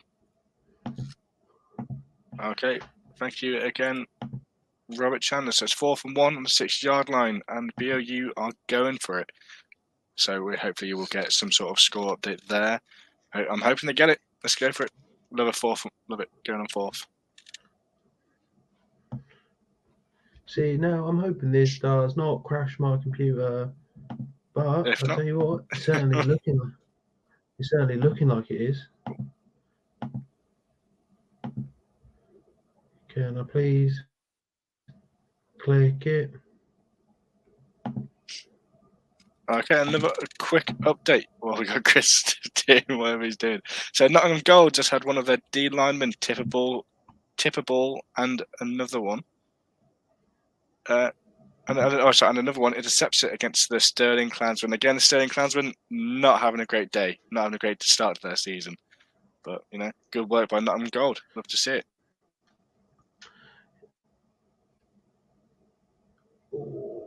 Oh, Robert. Unfortunately, hand off recovered Plymouth's defense held when they're starting from their own 7. I mean, hopefully your defense can get that ball back for you guys, but let's keep us updated on that one. Thank you very much. So, as I've tried to get the meme up, it's not working. It's simply not working. I don't know why. It's not letting me open a picture, but it's not letting me open a picture.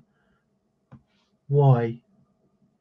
So Steve's going to do it for me because I am an idiot. Okay, thank you very much, Steve. I am an idiot. Here we go. So this is in regards to the York Centurions. It's 0-0 for them. And please, may I get a crumb of offense? That's it. Just a crumb. Come on, York. I believe in you. You've got a good Twitter. That's what all it counts. Because if you lose and you don't have good memes, you lost for nothing.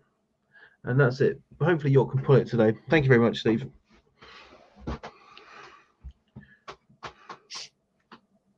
And you see this is a dream come true for linemen, right?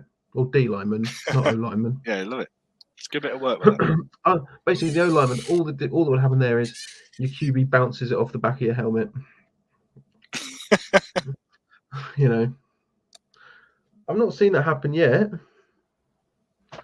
but wouldn't surprise me. D lineman getting a touchdown. God, what's it feel like to get a touchdown, Dom? Because I've never had one. Oh, that's all. It's great, mate. I don't know what to say. It's just a great feeling. Like you get the team celebrating with you. I mean, I got 2 touchdowns this season, and yeah, it sounds good, man. Especially like if you have to do a bit of work for it, and it finally feels like it's paid off. It's good. One day, Chris, you'll get that. One day, mate, you'll get that pitch. One day, that's it. If I play enough snaps, one of them will be a touchdown. You get it. Do it for O linemen in the country. I believe in you, mate. That's it. I'm the representative now. I need at least one. Put my jersey in the Hall of Fame for getting 1 touchdown. What number am I? Who knows? Referees watching. I can tell them if you want, Chris. Do we reiterate that for you? Oh, number 77, mate. Number 77. Ooh. So. Oh, it's not looking good for Sterling again. They seem to be doing worse than they did last week. Sterling Klansmen still unanswered points to Nottingham Gold. Greaves. Someone called Kev. Oh, good on you, Kev. Someone called Kev sounds like a maybe that's his full name. It's like Prince. The artist formerly known as Prince. It's someone called Kev. Someone called Kev. Someone called Kev. That's it. Sterling not looking great. Oh God. Sterling gonna get relegated. We don't know. So I know there's a bit of talk in the senior leagues that they're going to do a big restructure anyway, because there's a lot of teams. I mean, that's just rumours now. But do you think that the uni team, the uni divisions, could have also benefited from that? Yeah, I do. Because clearly there's teams like this that the Klansmen, so clearly they haven't had the recruitment, or they haven't had the or, they've had a lot of key players leave. I don't know, but something. I think so as well. I think it depends if it's finding people. End of the first quarter for Bournemouth. nil. Plymouth, nil. BOU did go from fourth and was unfortunate, but let's hope. Let's hope It's not. in the It's second not quarter they can do something. BOU. It's Bournemouth. BOU, mate. BOU. That's good. Someone needs to tell me that then, because I'm not having a conversation BOU this whole time. Okay, that's Bournemouth. BOU Bobcats. Someone called Kev. That's a new name. Look at me, Calvin Alate. Have I got that name on? God, I'm bad with names, aren't I? Christ. What we're doing here? What did you ask? You asked me something. Oh, did it need to be restructured? It's just it's difficult. It's difficult to see because I feel like if they need to be restructured if there's a bunch of new teams joining. Now, if you look at the senior league, there's normally like a new team every so often. But especially with the COVID league, we had some newer teams join. Like I'm thinking in specifics, South Links Lightning, who joined this season, which could lead to a restructuring. But like, it's getting places in the neighbourhood, and also like with COVID, are things really going to be the same ever again in terms of travelling long distances to games? Because obviously that was the reason why we had the COVID divs this year. We've got a cheeky little update for the KCL Regents, currently 6-0 down to the Greenwich Mariners. Guys, such a good name. Yeah, great name. Such a good name. More Mariners. I supported the Seattle Mariners because I thought their name was cool. Turns out they're a really bad baseball team. Unbelievable. Yeah, right. And I tell you what, if people out there who think that American football's not boring, now baseball, Jesus Christ, this is a struggle. I can't say anything about it. I like watching baseball. I like watching Test cricket, so I can watch baseball and have a good time. See, here's the thing: if I was at a baseball game, I'd probably have a great time. But yeah. I remember when, so obviously when all the sports got cancelled because of COVID, there was only one thing that was on. That was Korean baseball. Korean baseball? Did I watch Korean baseball? Yes, I did watch Korean baseball. And did you pick a team, mate? Did you pick a team? Oh yeah, I forget. It was like the. It was like this. It was the team that's sponsored by Samsung. Right. Yeah. Not a clue. Yeah. Give it a quick Google for you. Yeah, go on. I want to say the Tigers. It's probably the Tigers. That's always the name that they use. Oh my good Lord above. Oh my good Lord above. This is making me sick to my stomach. Staffordshire Stallions, give yourself a pat on the back.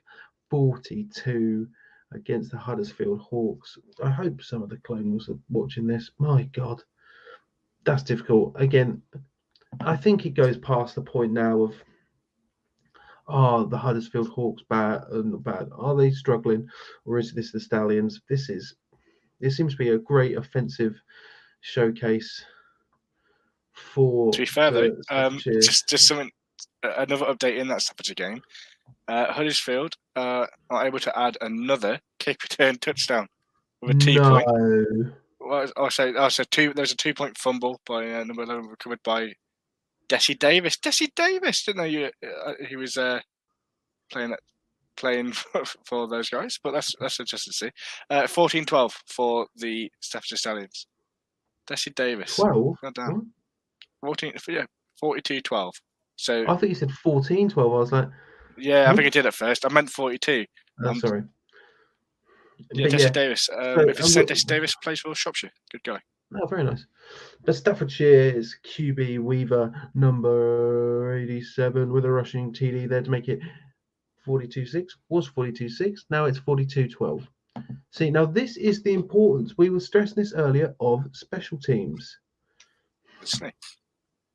Because that's two great plays on special teams for a team that would otherwise be scoreless, right? Exactly. And that is, so you can say Staffordshire are good on offense and defense, not so much special teams. Don't sleep on it. Don't sleep on your special teams. Now this is always good to see. There was an injury in the Plymouth Bournemouth game, but Plymouth number 61. He's now up and walking. That's what I'd see. Hopefully it's not too bad. Hopefully he'll be fine. But if he can walk up under his own power, that's always a good morale boost when someone is down on the field. But you never want to see anyone go down injured, but at least no. Plymouth still on the ball early in the second quarter for that game. But yeah, it's a real interesting game, that Staffordshire one. And they've managed to allow 2 special teams touchdowns, but nothing else. I guess the Huddersfield kick returner is just really, really fast. Really, really fast. Probably is. Hey Dom, have you ever returned a kickoff? Yeah, I did it. So I did it against Worcester when Maris went out with the neck injury.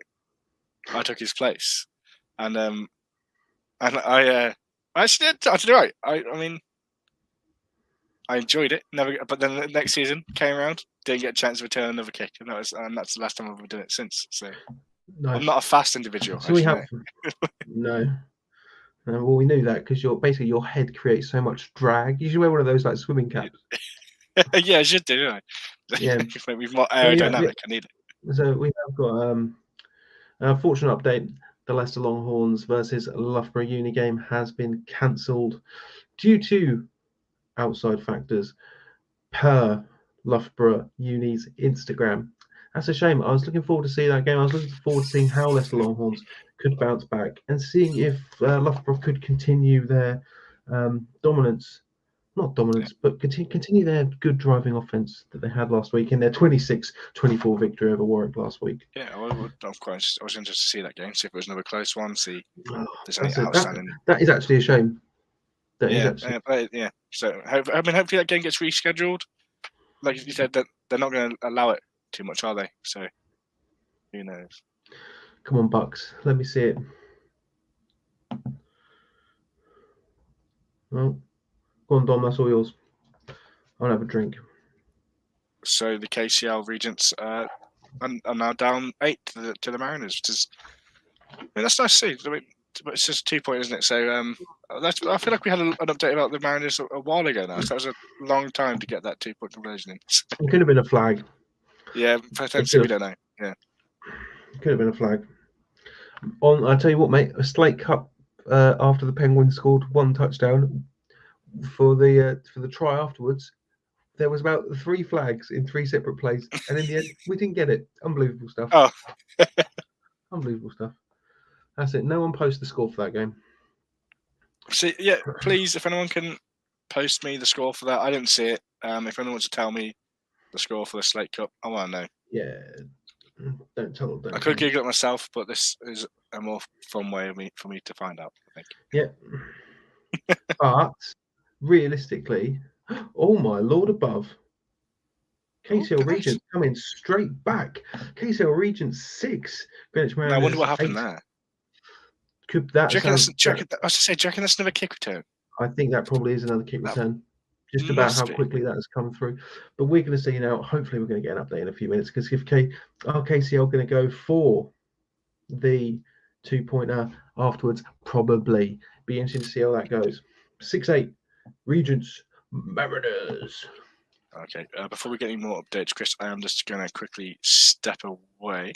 I'll return momentarily. Chris, Steve, if you can. Oh my God! If you want to film my spot. No, I'll just vamp. It's fine. I'll talk about nonsense. You're muted, Steve. No, he knows. Can you hear me now? I certainly can, my friend. Sweet. That's a nice hoodie. Yeah. My new company. Oh. Well, you know this, but that'll be the new name of Gridiron Hub. Have you just revealed that now? What? Well, yeah, so no one's fucking watching anyway, but like, yeah. I'll do like an official. I'm not going to do any announcements on it until like it's all ready. Because it just keeps getting pushed back and it winds me up. But you've seen the pages and stuff, and you're like the latest stuff they've sent. Real good, it's class, isn't it? Real good.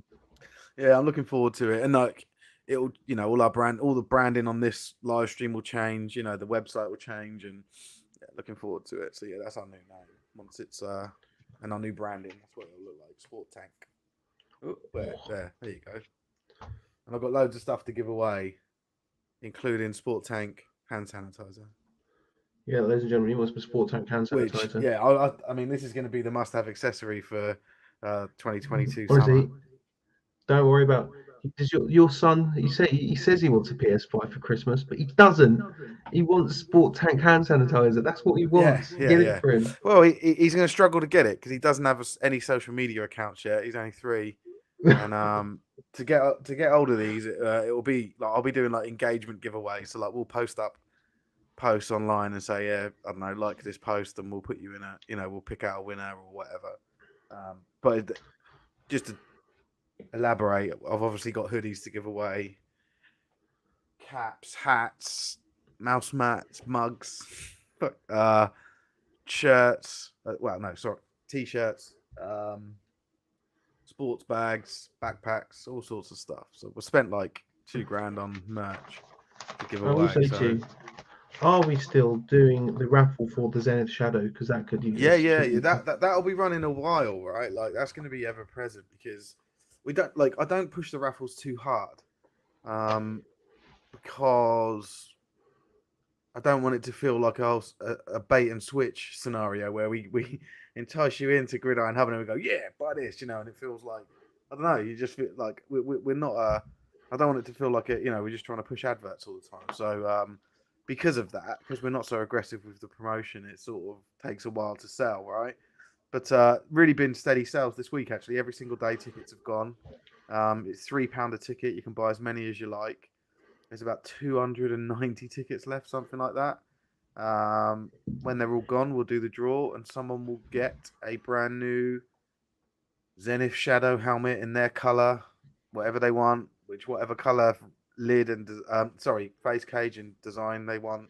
Well, that's good because I might do that, because if Oos Valley keeps shouting at me for having a black helmet. Your lid's lovely, mate. I had a look at it yesterday, didn't I? Like, that was But your lid, you said it's like 5 years old. It looks decent though. Yeah, I mean, again, most comfortable hat I've ever worn. Yeah. So I mean, that's just like a current one. Like once we do the rebrand, because the two brands moving forward, because like we've got different like compartments of Gridiron Hub and like there was like Gridiron Hub gaming that we did for the Madden stuff. We're gonna get rid of everything. It will just be Sport Tank and the Amelie Fund. That's it. So Sport Tank is the main commercial brand. The Amelie Fund is the non-profit. And what we'll look at doing is doing more marketing stuff for the Amelie Fund and the raffle stuff. The long-term goal for that is to turn, because the Amelie Fund is a non-profit arm of Gridiron Hub. It's not a charity, right? And there's a difference between those two things. And the reason for that at the moment is because the activity of the Amelie Fund links to Gridiron Hub, right? Like signed NFL gear, an American football helmet. The money goes into, all of the money we raise goes into British American football teams, right? Like, but as we start growing into more and more things that we're trying to do with the launch of the rebrand, like we're looking at doing like fundraisers, the ability for like people to come and do like the London Marathon, but for the Amelie Fund, and all bits and pieces like that, and some other things to sort of generate revenue. If that stuff all pays off and works, then the Amelie Fund will sort of outgrow where it currently is, and it will then make it into a charity, which changes everything again. So so like that's sort of what we're going to go forward with, and looking forward to it. We'll see how it goes. But I'm just sort of letting everything sort of like coast for now, because I really want this rebrand to come in. That's where my main focus is. And then once that's all done, I think people will, because as you know, the whole functionality of the website changes as well. It's not like we still do this media stuff and content create, but we also create a platform that people can use as well, which is quite exciting. So anyway, so there's lots to come. Looking forward to it, particularly for like, I'm hoping by the end of the Uniball season it will be launched, and hopefully we'll have some, we'll do some stuff that's Uniball focused for it as well. That's it. Do that Uniball teams, maybe giveaways. And you like free stuff, didn't you? Because you're at uni and you can't afford, and you have to live on beans Well, and one pot thing noodles. I've got. Did I show you? Did I tell you I got a drone? Did I talk to you about this? You did talk about the drone. Have you seen my drone? I've not seen the drone. You've Let me told me show about the you drone. it. Oh no, you have, because it's got on. a special. Oh, I do. It's got a special thing. This is a special. Yes, you did. I remember you showing me about the drone before. I'm excited about this drone. Yeah, have you got special drones? No, we do. We do.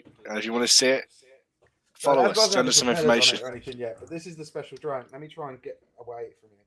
So it's got this device underneath it, and a ball goes in there. American football goes in there, and then this thing unclamps and releases the ball, and it drops on command. Like I've got a button or whatever to push.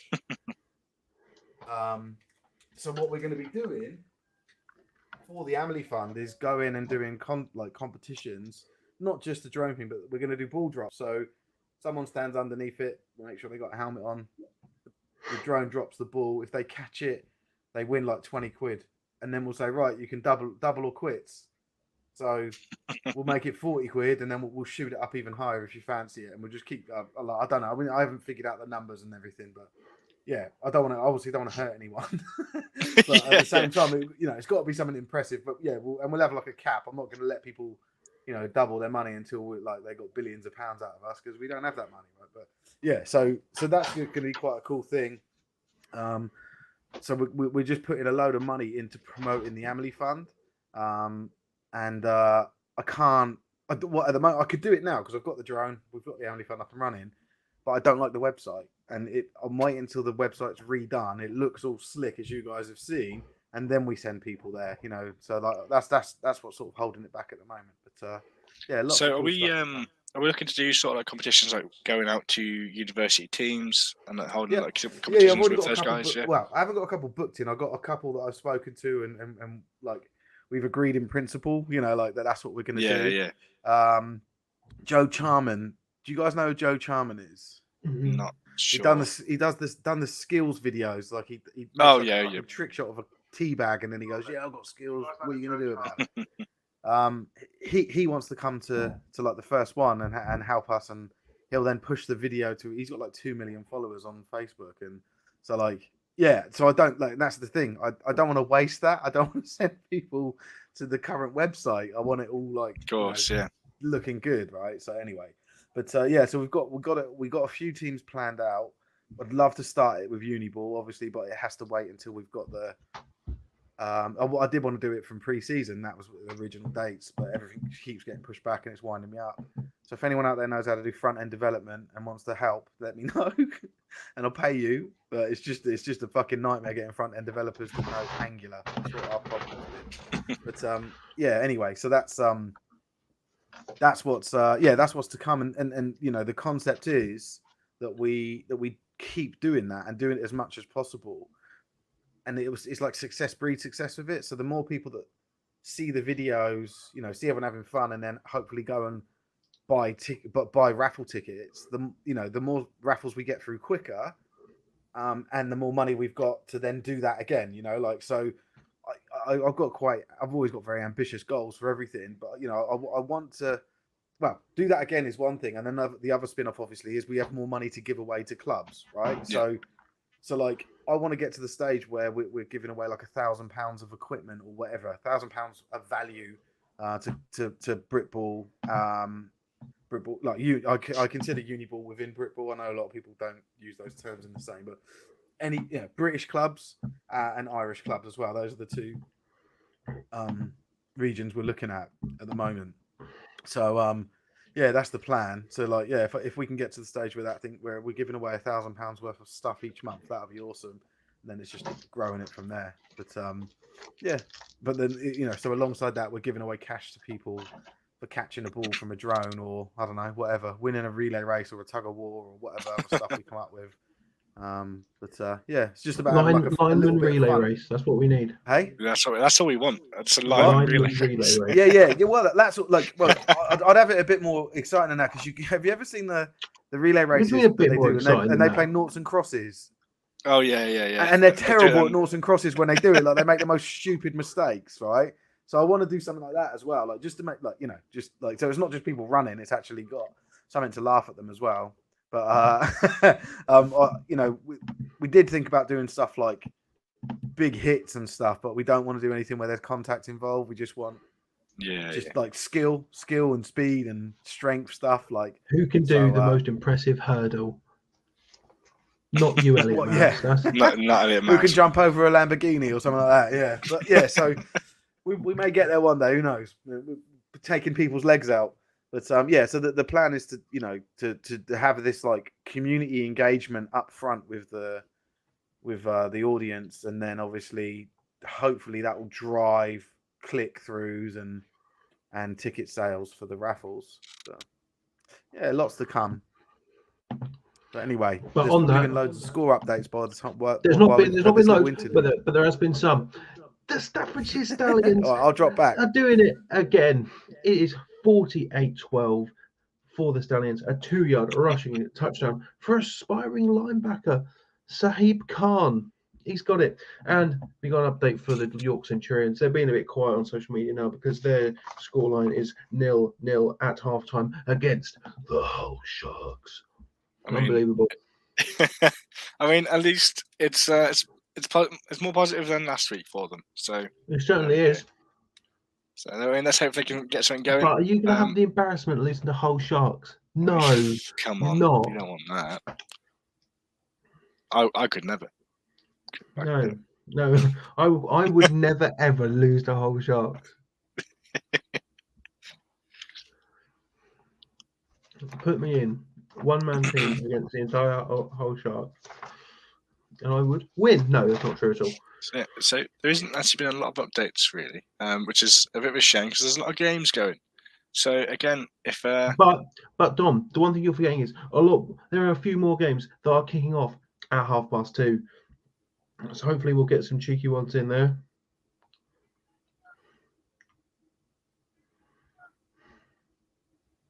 That's true. Yeah. So yeah, I mean, Carnegie have just kicked off. So that's something that. Yeah, Carnegie. Yeah. Yeah. So hopefully, and they seem to be quite active on Twitter at the moment. So hopefully, we're going to get a lot of updates from them. So that'd be good to see. Who else we got kicking off at 2:30? Chris, do you know? You know what? I should. You should. You're right. I should know.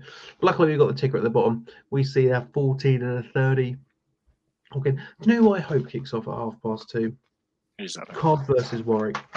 That's who I hope kicks off at 2:30. Because if I'm getting no updates, for that game, I'm going to walk to Warwick Uni and tell them. To get on Twitter. To tell them to get on Twitter, mate. I'm going to walk into their SU. Also, Warwick, your SU prices, they're ridiculous. Sort that out. Jesus Christ. I'm not paying that much for a pint. Sort it out. So we have just had an update from the Cardiff Cobras and the UEA Pirates. 8-6. That's right. 8-6 to Cardiff, who did not have a line last week. Well, they've got enough. I'm starting to think maybe it wasn't like lack of personnel. Maybe it's just they weren't available, because I mean, unless you got some good coaching, train people up in a week, Hey man, they could do. You don't know that. Don't you dare. No, I don't. Cardiff Cobras like that. I apologise, Cardiff Cobras.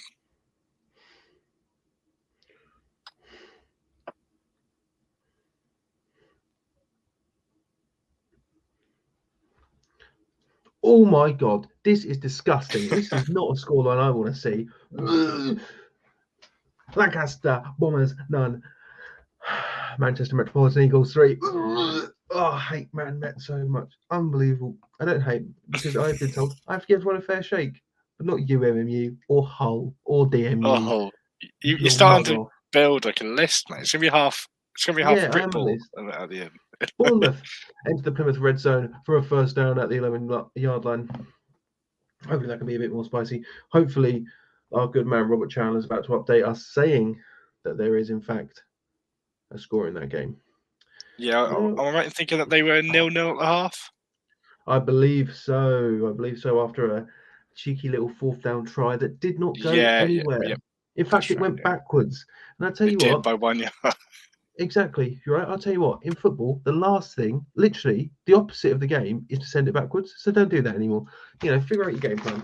If it says if the coach says to you go backwards, don't do it. It's a lie. It's a trap. Backwards passes, unbelievable. That's something a bit interesting. Carnegie immediately have the ball back. It's Carnegie. Carnegie. What am I saying differently to you? I'm not saying anything differently. Carnegie. Carnegie. What am I saying? Carnegie. Mate. Carnegie. Carnegie. You can't say that. It's 2021, you fucking scumbag. What are you talking about? You can't say stuff like that. It's... Oh, mate, you're making me lose my head. Oh my God, we've got some in. We have got some in for the Leeds derby game. Andy Locke telling us it is 8-0 to Leeds Beckett. Carnegie. Right, okay. Carnegie. And Robert Chandler, make sure to keep us aware of that. In the Bournemouth-Plymouth game, there is injury timeout for a running back after a 2-yard game. Hopefully he's fine. Robert, keep us updated. Hopefully he can walk off the pitch. Never like to see a running back get injured. I'm trying to get. I want to tell you an update, but I'm going to wait for it to be added to the thing because I can't do it. I can't say the name apparently, even though I was trying to say it the same way you are. if you say so, mate. If you say so, how about I read it? How about I read? Yeah, have a look at it for us. Because I'm a professional, unlike you. We've already established I can't read, but I think I'm saying it the same way you are too. Go on, say it again. I don't think I want to. Oh my God! Staffordshire Stallions have they have planted the flag because at halftime they have already put it down that they are trying for a cheeky little 50 burger, and they're probably going to get it because it is 2 points away. 12. There is a safety away, but they're going to score more than that. Disgusting Staffordshire. They've called it 50 burger. If I was Huddersfield Hawks, I would put that deal. I make sure that you don't embarrass them. Put a 50 burger on them. Disgusting. You ever had 50 burgers, Dom? Yeah, once or twice. Yeah. Oh yeah, of course you have, you mess. Yeah, mate. Right. after a game, I always eat 50 burgers. Unbelievable. Unbelievable. That's the true O-lineman diet, mate. 50 burgers, mate. That's what they call it, 50 burger, mate, because 50 burgers afterwards. So this is what I was waiting for. What's that? Oh yeah. That's for you. Go on, say it again.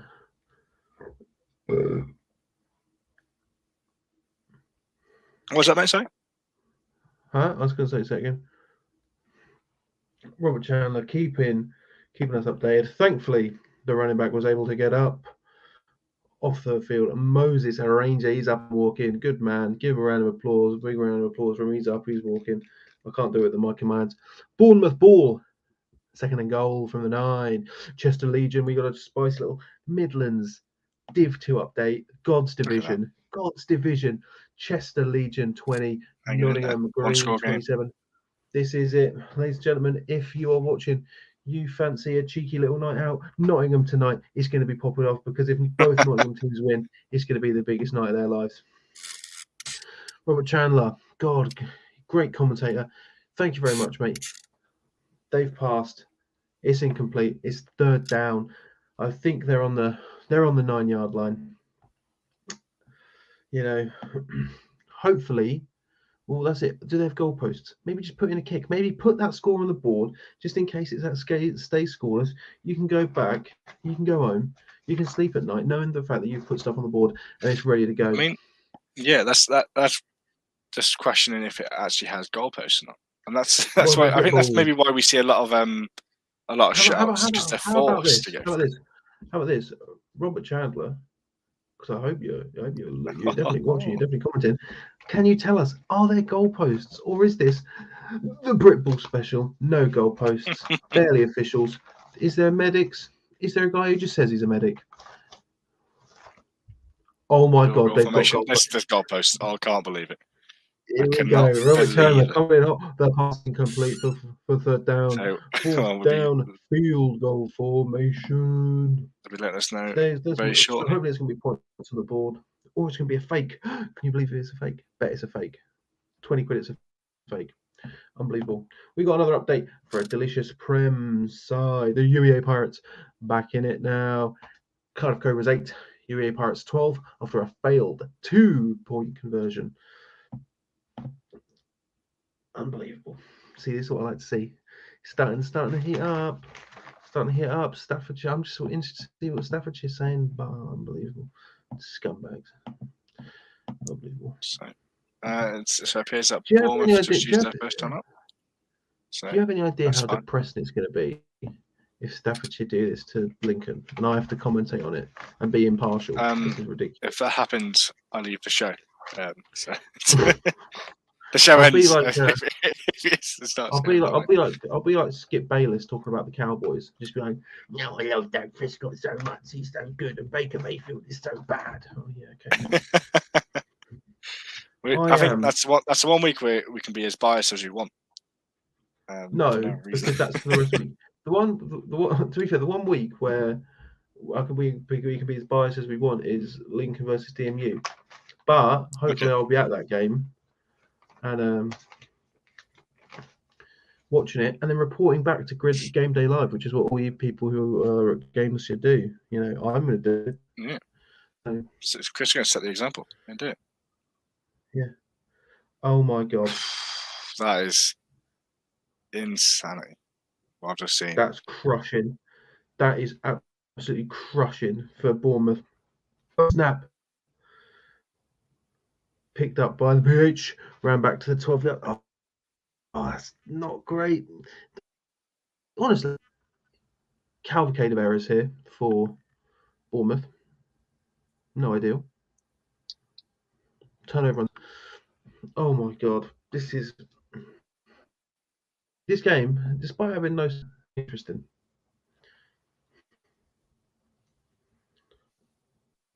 Turnover downs. Is it 0-0? Plymouth to start the board. Okay. I mean, it's an interesting game. For a 0-0 game, it's interesting.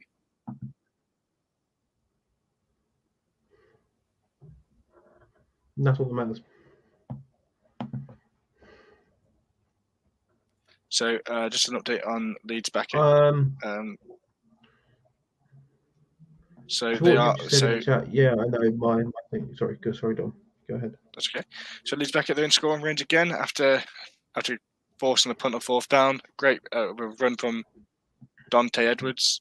They're in scoring range again. So we may be looking maybe 16 if they go for another 2-point conversion again. So and Andy Luck just confirms that for us. Andy Luck confirms 16-0. But have you read out the new score in God's division? Look at that. Chester Legion 20, Nottingham Green 28. It's gonna go hard. If they've got a walkabout, oh my God. Robert Chandler keeping us all informed. There's been an interception by Bournemouth. Plymouth thought they might have had this in the bag. Negativo. Bournemouth got the ball. Inted. Be interested to see where it lands. Whether that ends up in a score. I hope so. 0-0 at the half. What is this? Actual football. Oh my God! Have you seen that? They flipped it. Look at that. They flipped the field. What a change! Just like that. 12. That's why, ladies and gentlemen, you love Uniball. I'm really hoping Bournemouth can really make the most of this now. They've had a few attempts, and they just seem to fumble it and just get in there. So let's hope they actually score this time. Only so many times the defense barely goes out. So let's have it.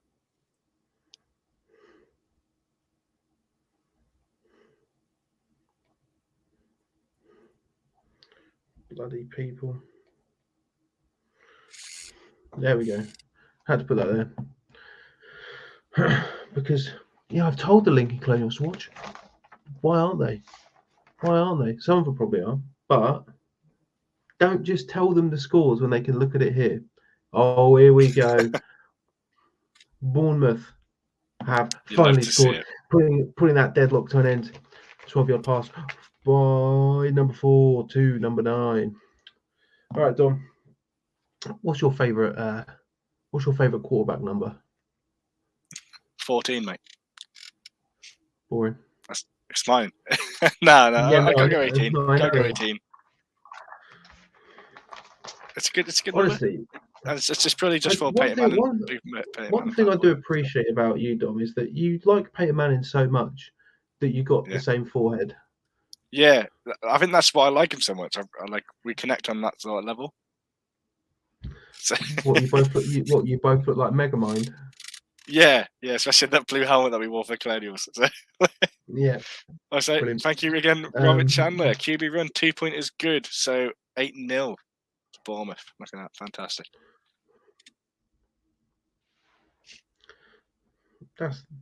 That's pretty good to get it that close to the halftime whistle.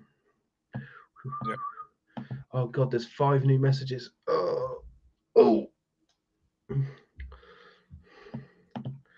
Can my Twitter feed update quick enough? Who knows? No is the answer apparently. Oh mate, hurry up! I need my delicious Uniball news. So I think I'm already designated a stream MVP to good old Robert Chandler. Keep us updated on that Bournemouth game. Have you seen that it is the Leeds Beckett Carnegie are dominating the Derby Day? 16 to Carnegie, 0 to the Griffins. See, and that's what happens when you have a better Twitter. You score better. You do better. There's a positive correlation between good Twitter and apart from York. Apart from York, they did let us down. Apart from York, sort yourself out, York. I liked you, York. I don't like you anymore. You're fired. No.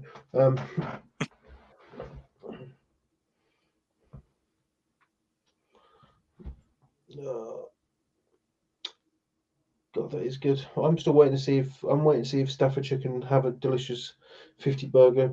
But I'm sure they will do. They're 2 points away from it. Oh, yeah, okay. What we got here?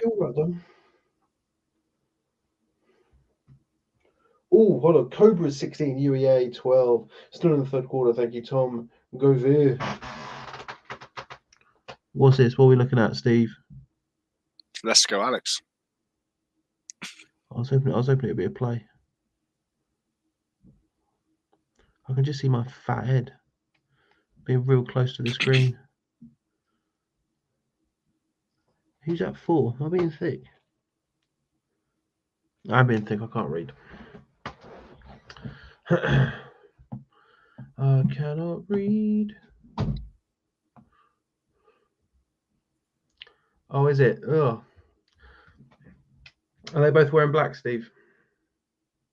That's not great. Yeah, they are both wearing very dark colours. Oh my God, that is bad. I thought that was one team. Yeah, so the one's wearing dark green and the other black. It's just not ideal, is it? To be fair, the Colonials had that as well when we played Hull, because we had like gold jerseys with dark blue trim, and they had like yellow jerseys with blue trim. Love to see it. Yeah, it's just, I don't know, man. It's a bit. There's not many uni teams that have more than one kit, but no. that's just rough. Imagine trying to. It's probably maybe it's just the camera making it look worse than it is. Maybe in person it's easier, but yeah, it's got to be rough. Probably not though, right? Probably not though. Yeah, probably not. But it is just probably bad colour coordination. Honestly, it's like I still don't like the blue and yellow as a colour choice. I still don't like it. It's still horrible. We got an update for the other derby game of the day. Sheffield Hallamoria 16. Sheffield Sabres Goose Egg. Big nothing. Big nothing. Not going to be a fun night out in Sheffield. See some of the Warriors. Just go to the Sheffield Sabres. Spit in their drinks. Unbelievable. I can see that. I wouldn't recommend anyone does that. No. Only for banter. No, don't. You just banter. No. Oh yeah. So he spat in my drink. Oh, it's just banter, isn't it? Completely forgivable then. Edge Hill Vikings are not getting off to a particularly great start, as they are currently down 12 against the Bradford Bears with no unanswered points. Tim, mate, do better football. And do better football. Unbelievable. So, Don, how do you think it affects a team to go? Well, yeah. How do you think it affects, especially a Uniball team, to go 0-8, to lose every single game? Like, do they get to a point where they just simply stop caring, or is it? I don't know. I mean, we experienced it, mate. We weren't completely winless, and it did have a bit of a negative effect on everyone's morale in the team. I don't think anyone went. Sorry? We didn't. Oh, yeah. So of course, that was the last year. We didn't talk about that year. Yeah, we didn't talk about that year. But yeah, it's going to have a negative effect. It's going to have a negative effect on retention, people's motivation to show up to the game. People are expecting to lose, they don't. So I don't know. It's a bit of a weird one. Staff have done it. They've done it. Staffs have done it. Unbelievable. Round of applause for Staffordshire Stallions right here. They've put up a cheeky little 50 burger. In fact, this is the first 50 burger of the 2021-2022 Uniball season. Coming from God's division, ladies and gentlemen, Staffordshire Stallions with 54, Huddersfield Hawks with 12. The first 50 burger. You know what? I would send you a coupon for one burger because I'm not sending you any more. You keep making these claims that you're going to send people one beer and one burger. Yeah. I doubt you sent anyone anything. You've never sent anyone anything. Mate, right. I'll send my fist round to your fat head if you don't shut up. Do you ever think about that? So, again, it's a myth, mate. There we go. Matt McCauley is keeping us invested here. Chester still at 20. Nottingham Green at 28. In God's division, the Midlands Div 2. It's looking like it's going to be a good night out in Nottingham tonight. Cardiff Cobras 16. UEA Pirates 12. In the delicious Prem. Sweet Prem. So I want to ask you what your favourite division is, but the answer is Div 2 because there's no point asking because you know it's Div 2. It's the best division.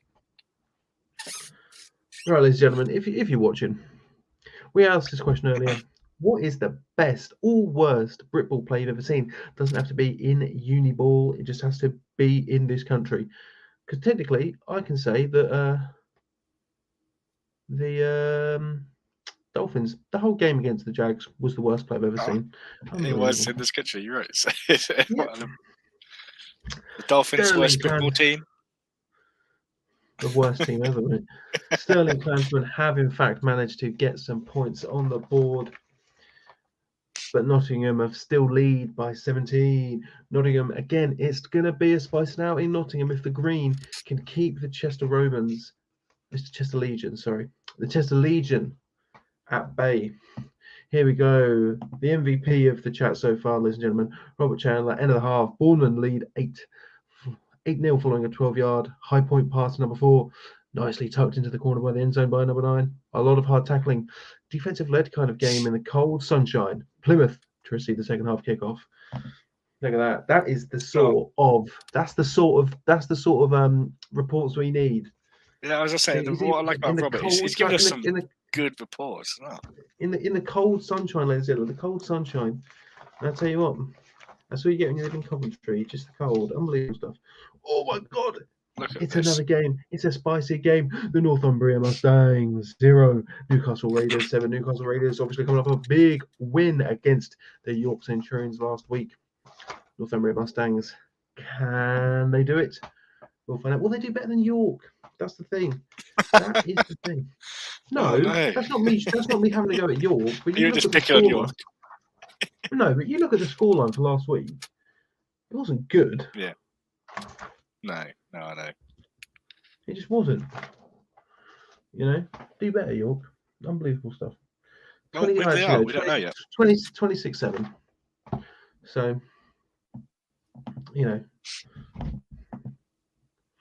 Oh, give me an update, please, on some Brit Ball. Oh, there are some updates. Let's have a look. Oh my God. The Leeds Beckett Carnegie have got a pick, and they're currently leading 16-0 against the Griffins. Second half underway. Oh my God. Now, I'm not sure if we commented on this, but the second half was underway, and it's a kick return touchdown, 54-12. That's 2 from each team in that game. Oh, is it 2 from each? Yeah, 2 from each team. I'm gonna be sick. It's insane. Oh, all that running. Oh. Well, it's like we talk about special teams and what a day for special teams in that game. It just seems mad to me. Oh my God, simply unbelievable here, ladies and gentlemen. So let's talk. We're not getting anything. So Dom, who have the Broncos got this week? And are you going to win? Probably not. We got them boys, mate. We got the Cowboys. Oh yeah, you're going to lose. Oh my God. Because straight up it's the first season in a while that the Cowboys actually look decent. It's upset me. Oh my God. We talk some rubbish on the York Centurions. Oh yes. 2 points. You see that whole Sharks? Huh? Whole Sharks. Get a safety. Yeah. Grow up, mate. Yeah. Post memes. Sharks. No, I like whole Sharks. Yeah, I believe you. If you ever get sent to do anything to involving the whole Sharks, mate, you're gonna get. And to be fair, I said no one wants to live in Hull, but then I remember that I live in Coventry and I forfeit all rights to tell people that where they live is rubbish. So why do I live here? Unbelievable. Let's talk about my poor decision making. Unbelievable stuff. What your poor decision making to move to Coventry? Yep. This isn't the Chris Tebbett show, so we're going to move on.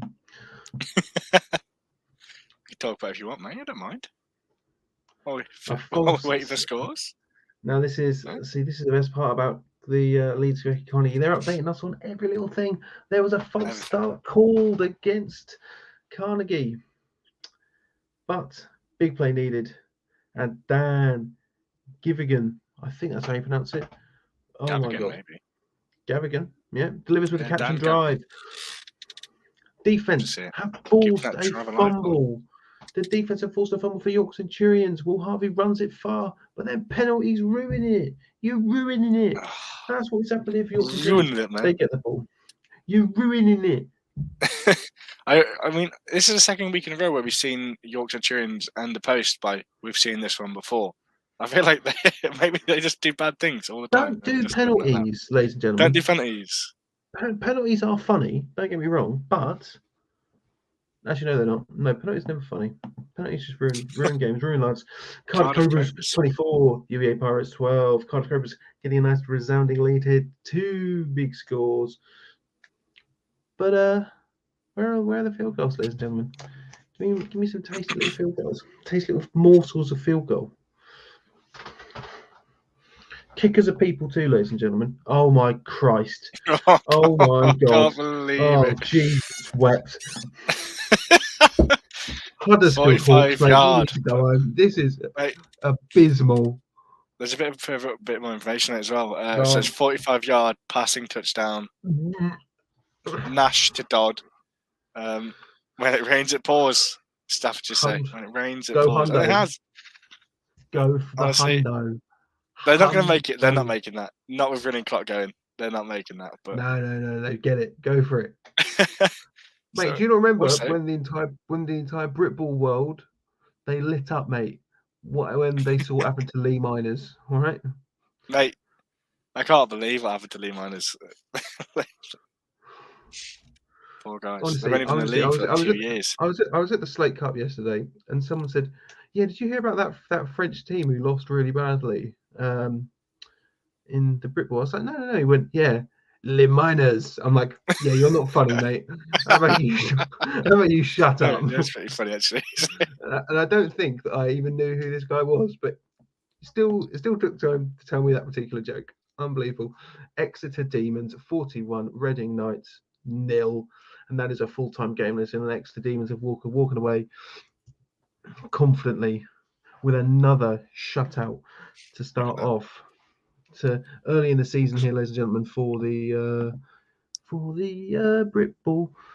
Oh my God! Second win of the season. That is a good question. I don't believe it is, but was that their first game, by the way? I'm not too sure. I believe that is the Exeter Demons' first game. Well, if it is, what a way to start the season, 41-0. Reading hopefully can bounce back next week. But so, Dom, are you going to report on this piece of news? Gee, what's this? I'm hearing rumblings, ladies and gentlemen. I'm hearing rumblings. I'm hearing it. The Surrey Stingers game has in fact ended in a draw. Yeah, 14-14. Huh? 14-14. Ladies and gentlemen, we've got our first 50 burger of the Uniball season, and we've got our first draw, and it's only week 2. Oh my God. So it does seem like it was a close one. So it says yes, great comeback. Draw, 1 minute. Yeah, no, but it says 1 minute drive, like to bring the game to a draw. So it seems like it was, just about brought back to that draw. There's no overtime in Britball or Uniball, is there? No, I believe they used to, because I remember when we had a Colonials game in my Masters yet end on a draw, and everyone was actually really surprised that it ended in a draw, because we were like, we play for overtime, right? Yeah, I remember it. It's like we don't have OT anymore. They're like, no. It's like, oh, okay. Oh, okay. Thanks for ruining our plans. Yeah. Thanks for that. To be fair though, then again, you'd expect the coaches to know that, wouldn't you? So you expect the coaches to know that there's no overtime. Go for the deep ball. What's that thing? I'm not going to comment. Oh yes. No? Oh yes. No comment.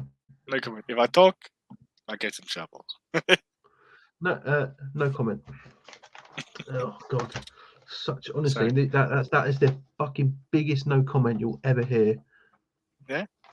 Yeah. Okay. Here we go. It's looking to be spicy in Nottingham tonight. Sterling Klansman only at 3. Nottingham Gold at 26. We'll keep you updated if that PAT has gone through. I still want to see. Steve said sorry about the wrong score. I shouldn't have. I did. Luckily, I didn't read it out because I'm, tap journalist master screen. I'm sorry to see how the Chester Romans are faring. No, Chester Legion. God damn it. The uni team is the Legion, isn't it? And the adult team is the Romans. Yes, the adult team is Romans. Yeah, I always get it confused. It's because I think both their logos are Roman helmets. Yeah, helmet. Yeah. No, I always get those mixed up. Oh my God! Look at that. Chester Legion are not letting it be a good night in Nottingham tonight. It is 28. Chester Legion, Nottingham Green in the Gods Division, Div 2 Midlands. We have some good games from the Almighty Division. It's the best division. So far. It is in the league. Prove us wrong.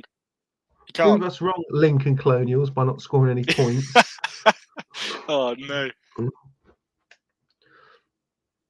Honestly, it's going to be gutting when, to be fair, like the Lincoln Colonials, you're going to have it lucky next week or over the next 2 weeks, because you're going to sit in the middle of that division, and that will probably be the highest that you'll be because you've not played any games, so you haven't got a negative point differential.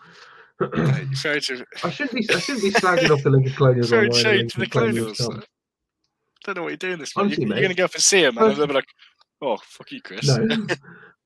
One of the first things I said when I walked into the room with some of the boys, I was like, "Why are you all so lazy? Why is your first game on the 21st?" Oh yeah, no, it's pure laziness by nothing to do with scheduling of the. Yeah, I mean, hopefully with that extra bit of off season, they can get everything sorted out. But who knows? Well, yeah. Well done. You think so? But had a bit of an update here, Chris. So, another cheeky defensive game. Yeah, it is, isn't it? Full time. 2-2. The Bath Killer Bees, full-time Bath Killer Bees, just seem to edging their way out there with a cheeky little victory, but it is enough to move themselves up in the divs. Right here. Unbelievable. In the... No. Is it? Bath. No, sorry, I'll call it. Sorry, I was reading that it was a Bath... Spa, not Bath Killer Bees. Unbelievable. They both have the word Bath in them, so my brain doesn't work. They might be from the same place. No. No. You ever had a bath, Tom? Me? Oh. Yeah, nah, never. Look at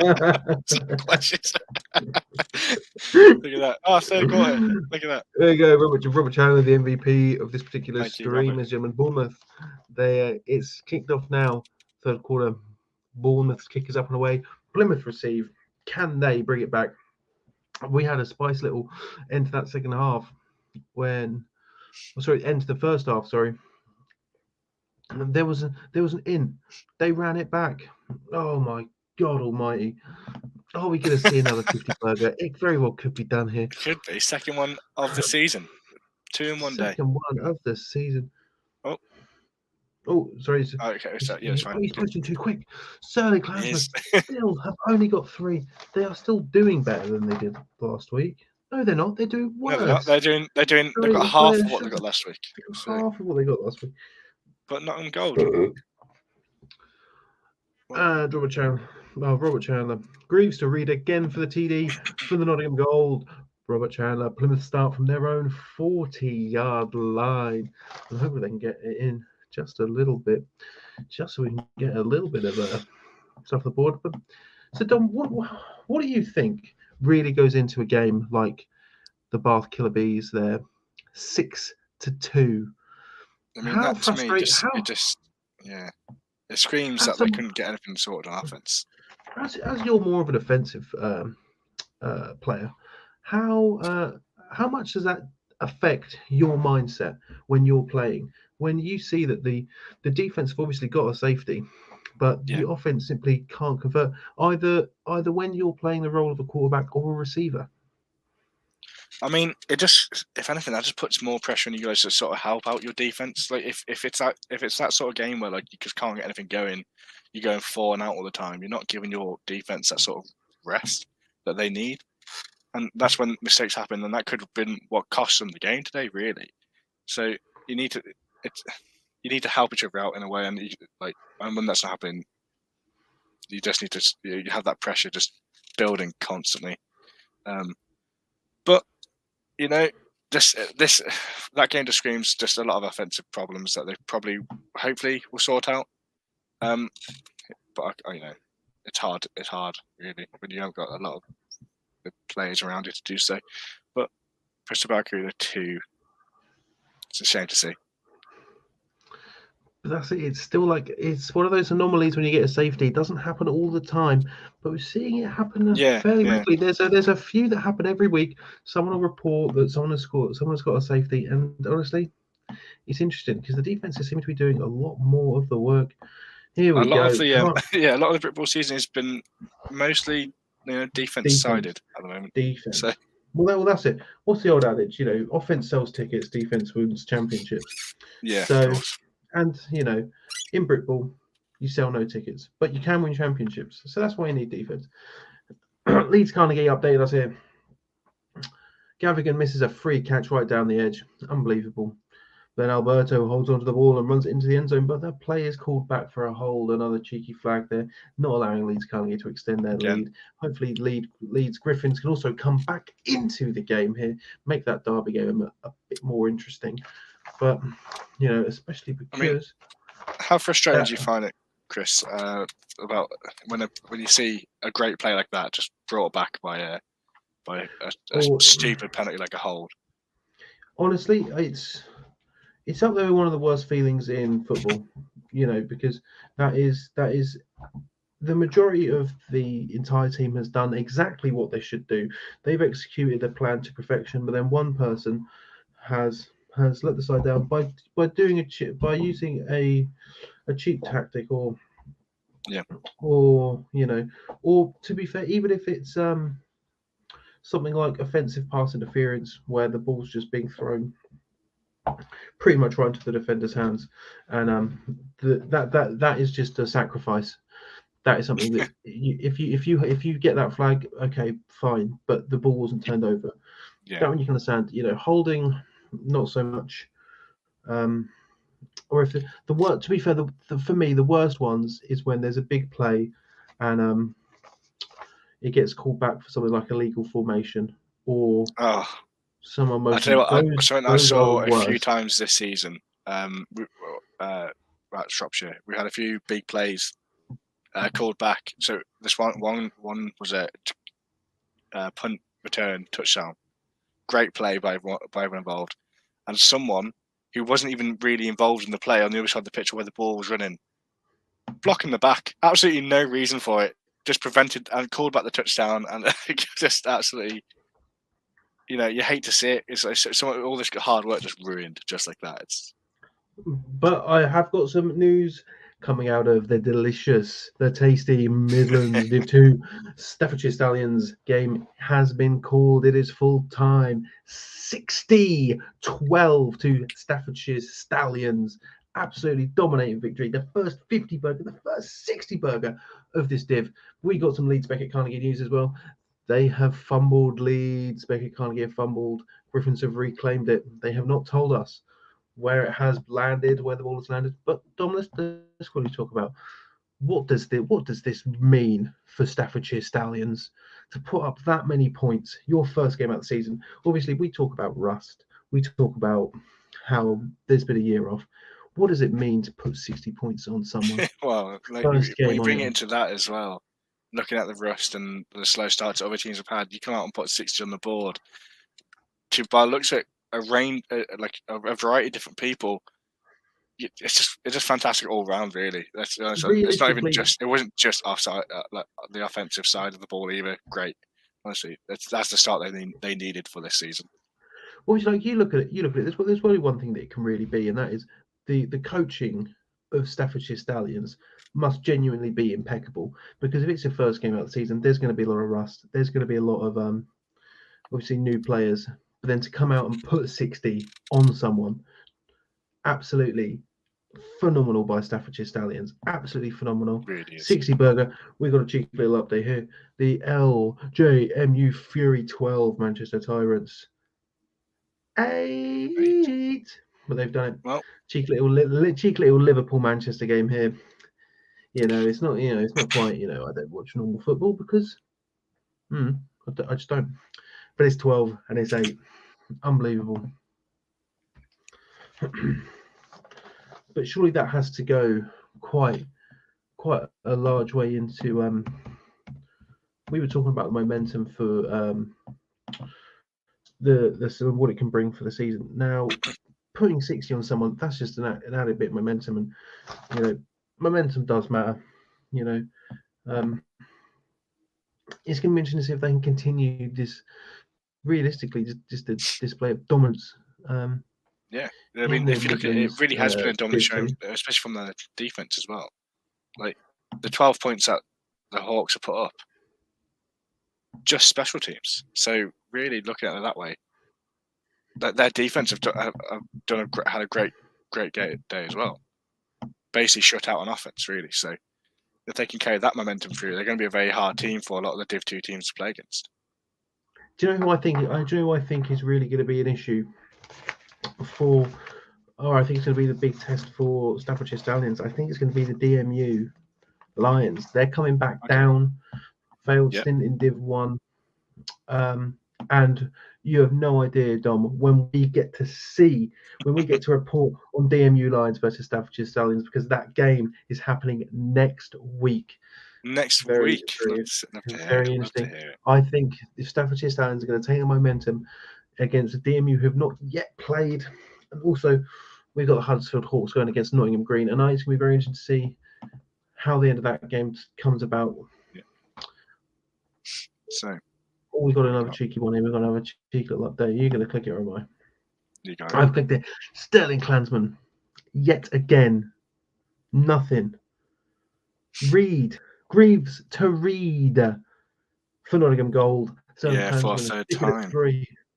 Yeah, just say we've heard their names a lot today from the Gold. Greaves and Reed, they got that connection. Can we see? I want to see if it's going to be a good night out in Nottingham tonight. I'm waiting to see if Chester Remnants, if gold and green, can they come to? Can they win? What happens when you mix gold and green? Probably like a really awful brown colour, but we don't. Well, like you get the Packers, mate. Nice. Or like a really horrible blue. Unbelievable stuff. So, oh my God! I've just seen something from the Yorks and Troves. You gonna do it or am I? Yeah. So Hull completed a big pass for a touchdown. 2-point conversions no good. 8-0 apparently. 8-0. But I'm sure that can't be right. I swear we saw that York scored some. I'm right thinking that we had that earlier. Well, if I'm going to go by the very trustworthy people at York Centurions, because they would know who are actually there. Yeah, they are actually simply there. Oh God. So no, generally, yeah. So oh no, that's fine. 8-0. So it was there was a safety against York, 2-0, took it, and then a touchdown, took it to 8-0. There we go. Come on, the Hull Sharks. I mean, what do you mean, come on, the Hull Sharks? Hull Sharks are winning that game, mate. Oh, I thought you said that was for. No, Hull completed a big pass to touchdown. And before that, they got so there was holding in the end zone, safety against York, 2-0 to Hull to start off the game. So there we go. Hull now lead that game 8-0. I was testing you. Yeah. All right. Thanks, mate. I appreciate that. Yeah. See, I'm just making sure that we're all doing real well here. I'm just testing you. Oh my God! Another update from Nottingham. It's going to be another cheeky. It's looking like it's going to be a big, tasty night out in Nottingham tonight, ladies and gentlemen, because it's the Leicester Chijan, Chester Legion 28, Nottingham Green, 34 with Amaris having a big touchdown run. Bloody Leicester Chijan. The Chijan, mate. Love to see the Chijan doing well. Cheeky little Chijans. Love to see it. So there's the two Nottingham teams having a great day, honestly. Not only are the two Nottingham teams having a great day, you look at the score and you look at the games in the Div 2 Midlands. Those have been the games to watch today. They have been. I'm telling you, when we say that this is the best division in football, I'm not talking about in Uniball, I'm talking about in football. In football. Not just. Are you talking about Britball now, or going in general? No, any around the country. Wow. So we got another update for one of the two derby games going on today. Sheffield Hallam Warriors 32, Sheffield Sabres 6. So we haven't heard much about, Chris? What's that? Those Cov Jets, mate. What are those we Jets? We've not heard much about those Cov Jets. We've not heard much about those Warwick Wolves either. Put it in. Don't make me come down there and I'll figure this out. Don't make me do it. Because I will run through a fountain or something. Who knows? Unbelievable. Whoa, now. Careful. Whoa. Unbelievably embarrassing. Unbelievable. But no, it's a shame. But do you want to know one thing also, Dom, that I've not heard anything about, which I think is a bit depressing, but I'm not sure if it's because, oh my gosh. Oh no. It's piling on up. It's piling on for the Sterling County because it's 42-3. Unbelievable. 42 gold. Klansman 3. Robert Chandler. Oh man, down in Bournemouth or Plymouth or both. Third quarter drive so far. Plymouth punt, Bournemouth punt, Plymouth punt. Both teams passing as well as running, but the defense is making a big impact.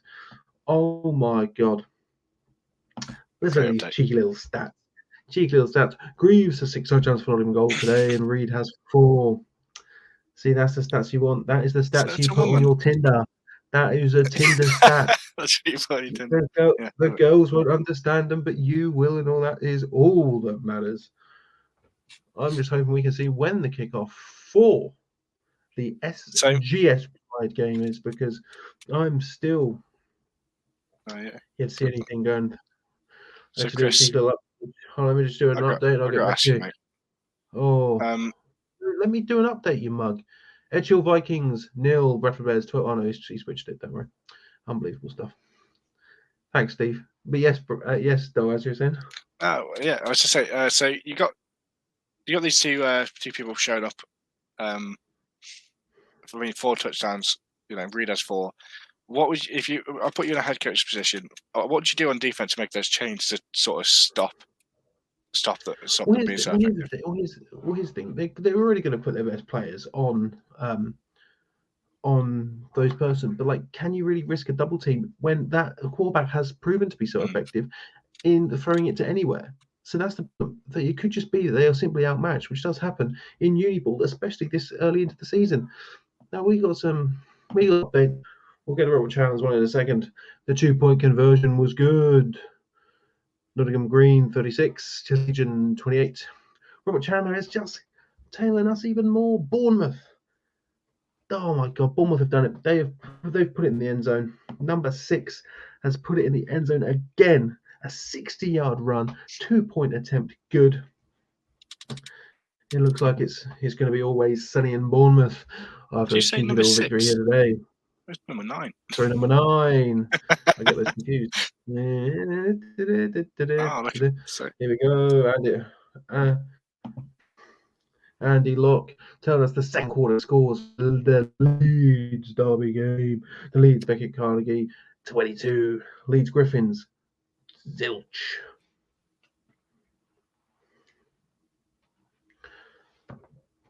Unbelievable. But yeah, when it comes to it, it's like they can't really dedicate any more players to stopping a connection like the one that Greaves and Reed apparently do have. So honestly, I would try and get more pressure to the quarterback, because that can be easily fixed just by sending a few more backers. Because you can't dedicate too many men to one single receiver. No, because then it just allows that there's another open route there to someone else. Like, it doesn't matter. Yeah.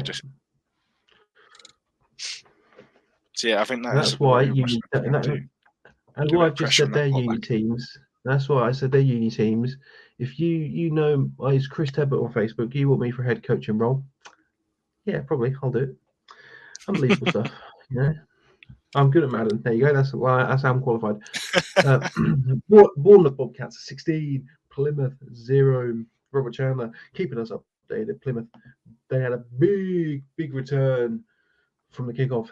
They're starting their drive on the Bournemouth 40. But what would you do, Dom? Because obviously, like I can only say, sort of speaking pretty much generalities, just based on the fact that realistically, I don't really do that much. Oh, we've got some bad news. We got some bad news. Another game has been called off. Cambridge Pythons and the Canterbury Phoenix. No, it's Phoenix. It was Josh. The Cambridge Pythons Canterbury Phoenix game has been called off due to no medical cover. That is a shame. You hate to see something like that, but it's not really in control of the teams. No, and also like you have to feel for Canterbury. They came off a loss last week to City, 28-0. They would have liked to have had some sort of show some sort of fight there, but it simply wasn't to be. Cardiff Cobras 24, UEA Pirates 12 at full time. You have to give it to Cardiff Cobras here. They have managed to pull something out here after saying that they didn't have any enough linemen last week. To then going out and winning against UEA, but UEA now they had the same issue as last time. They only scored 12 points last week. And that was not enough. They lost by 14 to Swansea. They've lost 24 to Cardiff this week. Yeah, there's not many games you can win by only scoring 12 points. Let's be honest. That is certainly true. Really need to get that unless you are the Bath Killer Bees. Unbelievable. Yeah. 6-2. Honestly, when your American football score could very well be a football score. Yeah, you hate to see it. I wonder what that noise was, but it's a cat outside my door. Unbelievable. Oh, this is it. So this is another fun little thing that I've just been made aware of. That was the Cardiff Cobras debut in the Prem. Oh, okay, that's good to see. But it's going to be interesting to see what Unigame Pirates are going to be able to bring back here, because 2 losses in a row. 2 losses in a row. So Robert Chandler giving us a bit of an update as well. Third run. Touchdown for Plymouth. Ladies and gentlemen, Robert Chandler, thank you very much. But we are on track for another 50 because the Sterling Klansmen have still only got 3 points, but the Nottingham Gold are sitting right on the razor's edge of getting a 50 burger with 49. Oh, we can get 2 in a day. I mean, let's be honest. There's some quick scoring there's some quick scores coming in from the Gold at the moment. They turn the ball over quick and get them back. If I was at the Gold, I'd do an onside kick. I'd do an onside kick and I'd go for it. Have another 50 burger. You can't just be staffs. Get Nottingham in the action. But this is it. I just want to see, are Nottingham going to have 100 wings, 200 beers when they head down to wherever their drinking establishment after a game is on Sunday, and see if both teams can snatch a delicious, tasty victory? Do you know how many calories are in a victory, Dom? How many, mate? Tell me. Calorie-free. Calorie-free? Delicious. Look at Unbelievable. that. Unbelievable. And you can see. Eating W's. See? Exactly. And do you know how many calories are in W's? Absolutely nothing, mate. Actually, do you know how many calories are in big fat L's? Oh, too many. A lot, which is why I'm so fat, because all I do is take fat L's. Unbelievable. All summer. Fat L's. Fat L's. Fat L's. That's all I eat is just fat L's. So, Robert Chandler coming in again for us. Thank you very much. So, 2-point attempt, good. Flagging the play, 2-point again. No good. That's a shame. They take us where the tactics of Penguins play there. But this game is starting to open up. It was starting out 0-0. Obviously, all games start out 0-0. It was 0-0. It was 0-0 for a while. It was 0-0 for a while. But they've started. I like how you roasted yourself if anyone else could do it. Bournemouth 16, Plymouth 6. All games start 0. So football wisdom you lay down, mate, on this show. So, I love it. It's good.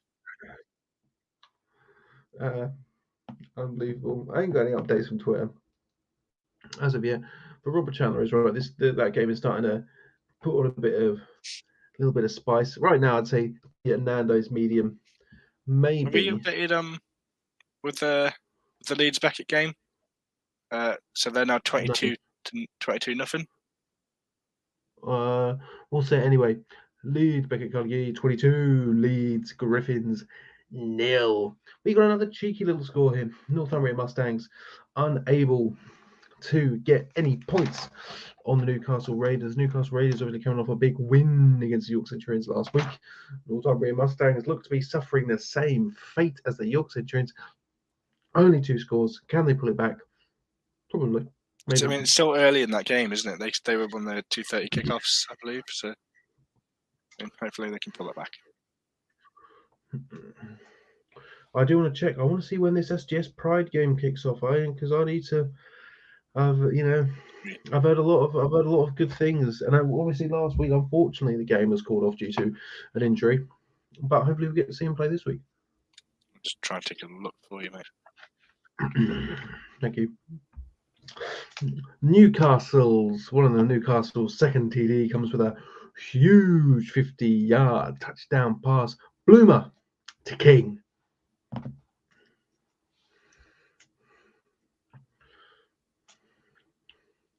We've still not heard anything regarding to be confirmed, mate. To be confirmed on that SGS. We haven't seen anything from the Chichester Spitfires and Kingston Cougars. Unfortunately not. Kent Falcons versus the City Wolfpack is due to kick off in 3 minutes. KCL Regents 6. Oh, Bulmer. Sorry, not Bloomer, but Bulmer. Bulmer was decided not the bread. Touchdown scorer, just putting it over to King. Teesside Cougars versus Harriet Wolverines. Nothing so far. Sunderland Spartans versus UWS Pyros. How we still got nothing for that? Unbelievable. Bang on Mud Dogs, Liverpool Raptors. That's a kick-off at 5. Who kicks off at 5? At 5? You're going to miss the actual football. 5? Who kicks off that late? What do you mean the actual football? We're reporting on the actual football right now.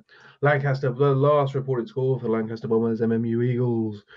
3-0 to the MMU Eagles. Chester Legion 28. Trying to prevent the best night out Nottingham has ever seen. 36 to the green. Staffordshire Stallions beating a big 60 burger against the Huddersfield Hawks, who scored 12 on 2 special teams touchdowns. Bournemouth Bobcats 16. Plymouth Blitz 6. Solent Redhawks versus the Gloucestershire Gladiators. Sorry, it was a 1 p.m. kickoff. We've got nothing on that. Now we've got the Panthers Bowl. The Brighton Panthers. The Panthers. Nothing on. Well, that's it. And here we've got the Prem South.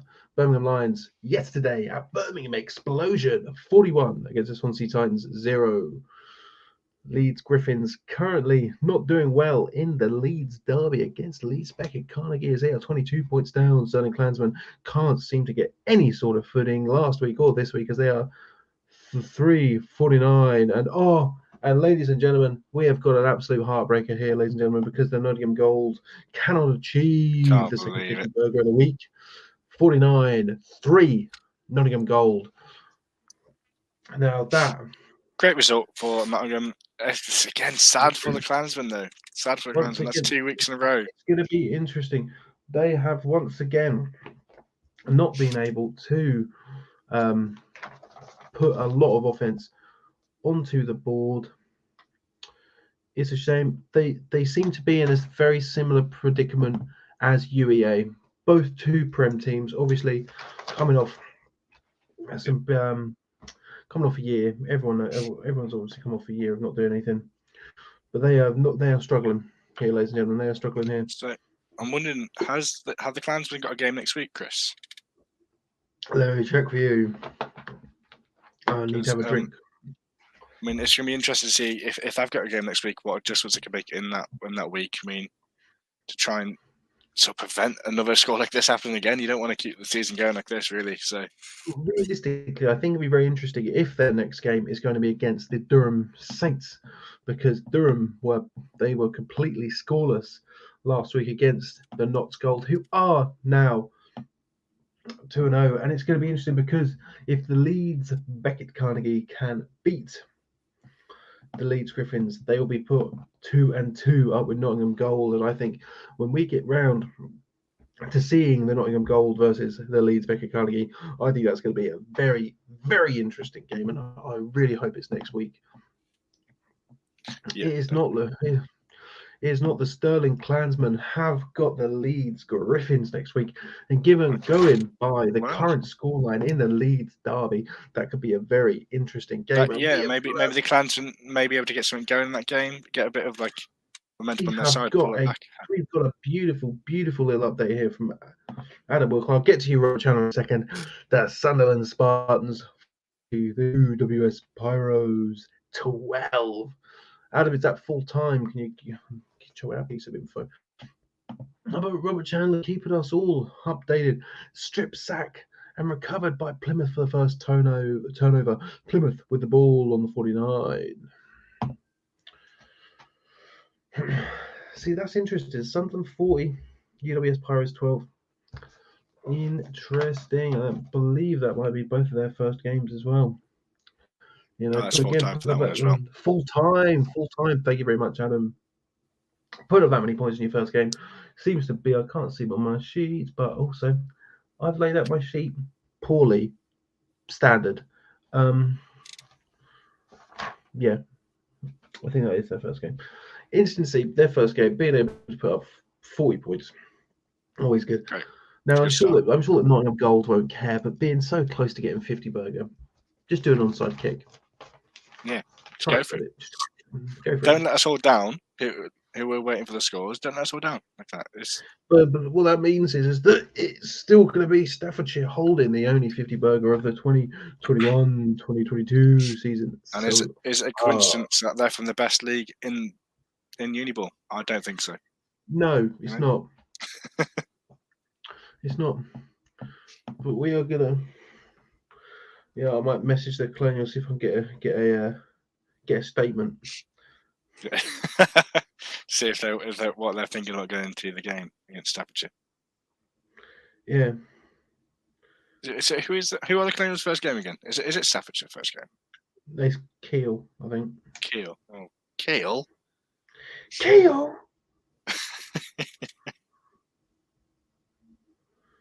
Speaking of Keel, got the Keel Crusaders on fantasy today. Oh, have you? I'm so sorry. Yeah. Oh, we got a cheeky little update for the KCL Regents versus the Greenwich Mariners. KCL Regents lead by 4. 12. It's a bit of a change Regents, now, isn't it? 8 Mariners. Someone give me a quote. I swear to God, if they're going to put something really offensive in this quote, I can tell. And I'm going to have to beep it out in my head. Unbelievable.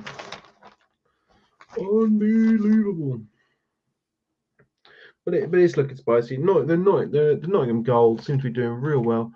Oh my God, ladies and gentlemen, get in the car. Go to Nottingham, ladies and gentlemen, because it is going to be a great night out for both Nottingham teams. The Nottingham Green Beatrice Legion 36-28. Now you have to look at that scoreline. I bet you that game was an absolute delight to watch. 28-36 in God's division, the Midlands Div 2. You have to give it out to both teams of Nottingham Green. Sorry, both Nottingham teams. They have obviously had some great coaching that has led them to this point in order to win both 49-3 against the Klansmen and 36-28 against the Chester Legion. And honestly, I hope that everyone who plays for both those Nottingham teams treats themselves tonight. Have a good night. Have a couple of beverages. Have a cheeky burger, because you've deserved it, ladies and gentlemen. Nottingham Green, the lectures Nottingham Gold. Nottingham teams, you have done it here, ladies and gentlemen. Robert Chandler, keeping us updated in the Bournemouth game. The Bournemouth's number 42 outside linebacker making plays on all the passes all day, nearly with an in, setting up a Plymouth 4th down punt.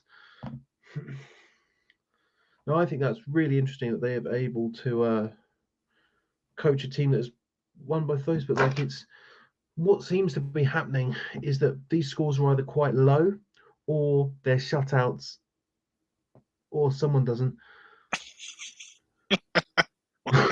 Very nice. Love to see it. We've got an injury on us. 69. He's been hitting the goalies. Give him some time off. Get him an ice pack. Get him to the hospital, maybe. Oof. I hope he's not that bad. Tom, you ever been hitting the family jewels while playing? I actually haven't. I think I've been quite lucky at that, I've been alright. No, I've. What do you mean? I've done it, but it's been from my own teammate, who's just hit me in the balls as I'm walking off the field, and that's about it. Oh, okay, right. Not so. Yeah, okay. You walk off the field and you slap hands on the way out. Someone's just fucking nuts at me, and yeah. Great I was out for the season. Unbelievable. That sounds like true. That sounds like the truth for you as well. Oh yeah. So we got the Griffins. I really apologise for that. So we got the Beckett game, 22 up at the half time. So 22 up at the half time. I need to stop looking at Insta. Insta's real boring. But yeah, not even doing well here, ladies and gentlemen. The Gods division is looking real good. Staffordshire Stallions sitting at the top with that bigger point differential than Nottingham Green so far. We've got, hopefully, no, it's not even next week, is it? It's the week after. It is the week after. We have the Lincoln Colonials, I believe, are probably going to be at Kiel, probably. I don't know that for a fact. I could check. Actually, I will check. I will check where Please do. the Lincoln clothes are. Lincoln Colonials fixtures. Oh no! Hold on a second. I've got that wrong. It's not Kiel. The Lincoln Colonials are going to be at the University of Nottingham Greens on the 21st. Nottingham Green, okay. From a good showing, from a good showing from the Green today. Be an interesting match for them. Thank you, Ryan. I'm correcting that now. I just did. Basically, he was like, we don't have Kiel in 2 weeks. You're right, we don't. I thought you did. So we've had a bit of an update on the Edge Hill versus Bradford Bears. It's now 18-6 to Bradford. Well, I think it's going to be very interesting that you just see how Nottingham Green have done today.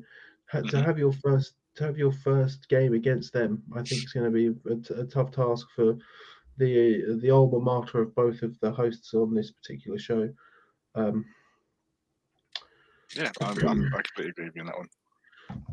Have you done the Edge Hill Bradford Bears score? Yes, mate, yeah, we have.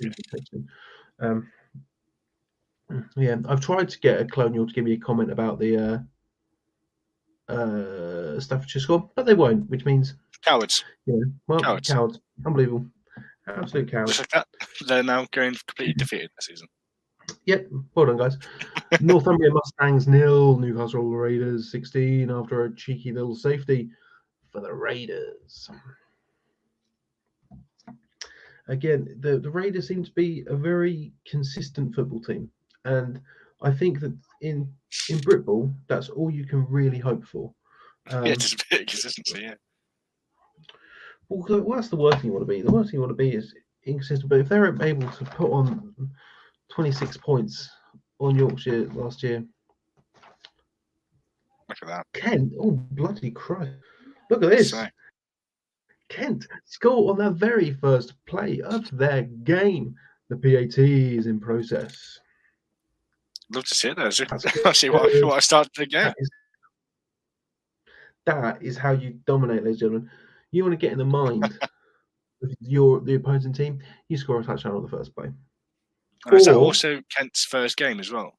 They didn't. I don't remember them playing last week. I may be wrong. Look at that. Yeah, Steve's nodding as well. Yeah, so first play of the season for Kent. First play of the season, and you score. Kent Falcons. Oh.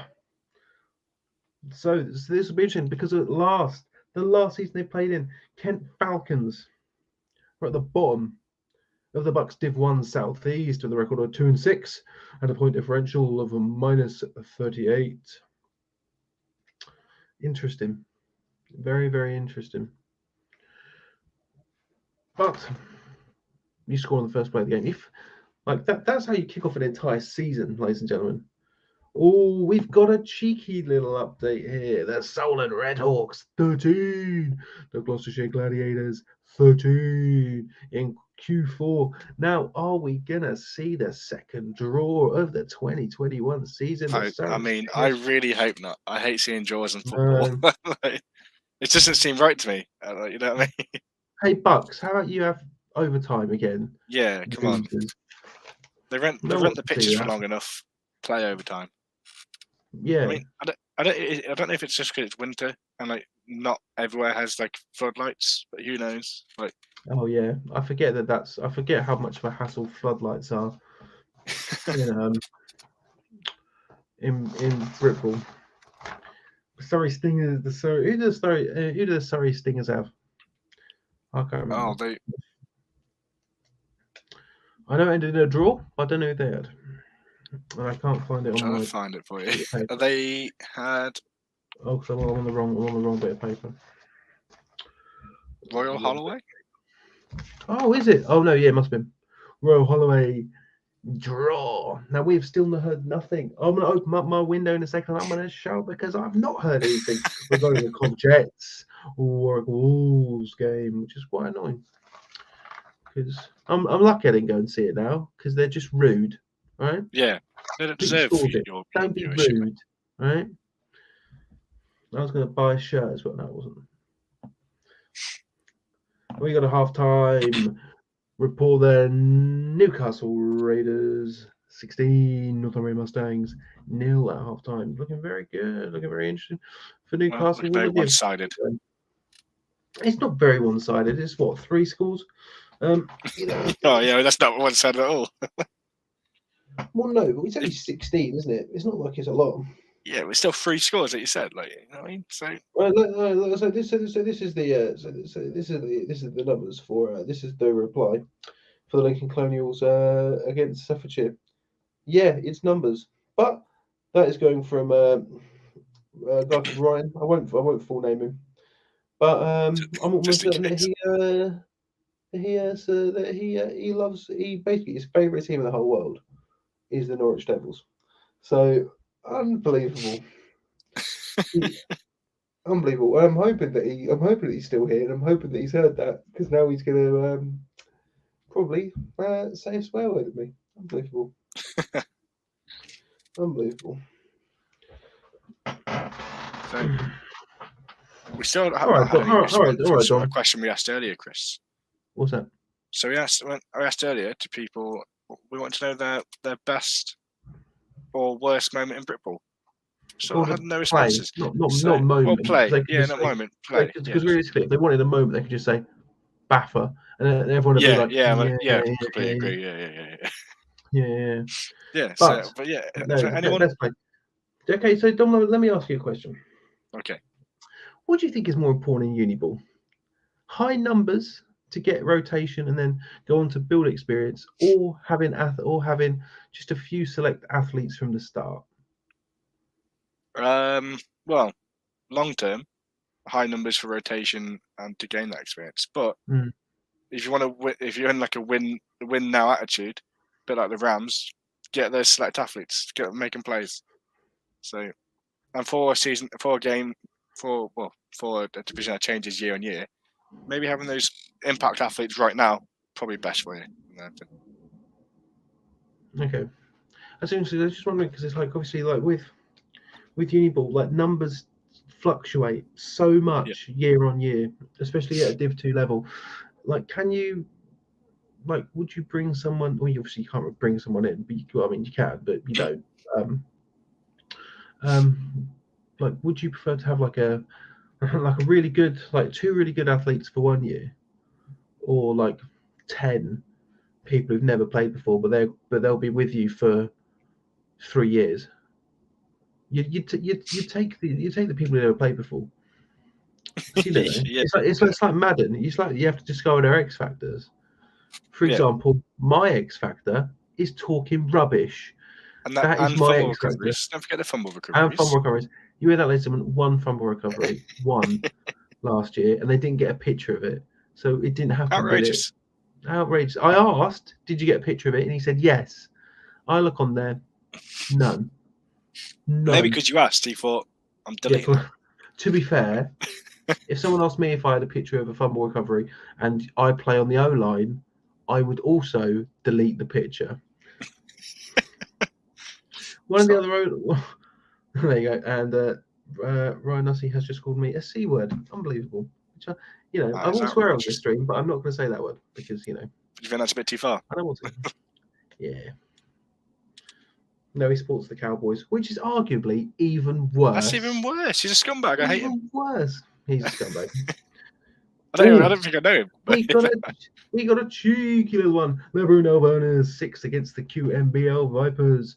See, that's karma for having dog poo on your pitch, right? Just don't have dog poo on the pitch. No, I think I'm thinking that that's used to. That's 2 field goals on your pitch, huh? I'm right in thinking that's 2 field goals. No. Oh, it could be. No. Oh no! Steve shakes his head. I thought I remember them being 3-0 up at one point. I'm just thinking. Well done. You are wrong. Yeah, apparently so. Well done. You're ruining the credibility of this show. I'd like to retract that statement and issue a formal apology to. How much of this is going to be us just going? I retract that statement. I would like to retract that statement. But should we just start making stuff up? Yeah. I should get some footage. The Northumbria Mustangs have said on Twitter that the dancing shoes need to be put on by the boys as they are currently 16-0 down against the Newcastle Raiders. What we just saw there. I didn't see it. I was too busy looking at Hootsuite. It's game day. What a shock! They're wearing blue and yellow. I mean, that just seems half-arsed. What the? Because I'm not sure if that's lag or if that's actual speed. Yeah, but maybe he's just slow. I never looked at footage and thought, I feel fast. I can't believe that guy just lag switched in real life just for the meme. Oh, disgusting, isn't it? It's not. And so, welcome to channel coming in. Tell us about the Bournemouth Bobcats versus the Plymouth. Go on. You got it? Oh, Christ. What are they? You've got it. Oh, no. It's not Blitz. No, I don't think so. What is it? Am I an idiot? I know what it is. yeah. And Steve's nodding his head. You are an idiot, mate. You could just left it at Plymouth, mate. I could have left it in Plymouth, couldn't I? It is the Plymouth Blitz. Shut up, Tom. First of all, you need to shut up. Sorry. Right, I'd like to retract. I'd like to retract that statement. Yeah. It is, in fact, the Blitz. I want to issue a formal apology to you. No. Steve was nodding his head that it was the Blitz, not that I'm an idiot. He's not. No, he was definitely that you're an idiot. No, unbelievable. So, the Bournemouth Bobcats 16, the Plymouth Blitz have got 6. Bournemouth have got the ball on the 50-yard line. You're such a nerd, mate. Why are you trying to ruin this for me? Not ruining this for you, mate. You are. Steve, it was actually put as Admirals earlier, so no, not on us. So yeah, so if it's anyone's fault, it's Steve's. Unbelievable. Steve, do this to me. Let us down. But you've made Chris look like an idiot. To be fair, it doesn't take a lot. Oh, we've got a nice little game here for. Oh, just fell out my mic. The Kent Falcons capitalising on their first play of the entire season. Touchdown scores. They got 13 points against the City Wolfpack. City Wolfpack, who defeated Canterbury last week 28-0, currently are looking like they're about to put a big goose egg on their season as well. But the day is still young for the City Wolfpack. Love it. Yeah, I mean, that's a great start by Kent, to be fair. Already 13 up.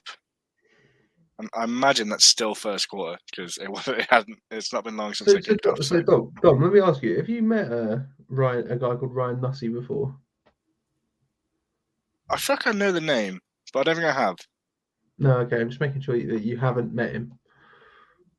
No? Am I missing something? Who's Ryan Nussey? Huh? Honestly, mate, who is Ryan Nussey? That's the real question. If anyone can comment below and let me know. Just roast him. Roast. The worst part is he was actually being helpful to me, and I've just decided to roast him. Sorry, Ryan. That's your formal apology. Retract your statement. Retracting my statement. Oh my god! So see, they're coming in now, but still no update on the SGS Pride Southampton Stags game, whether or not that's even started yet. So we got a bit more footage.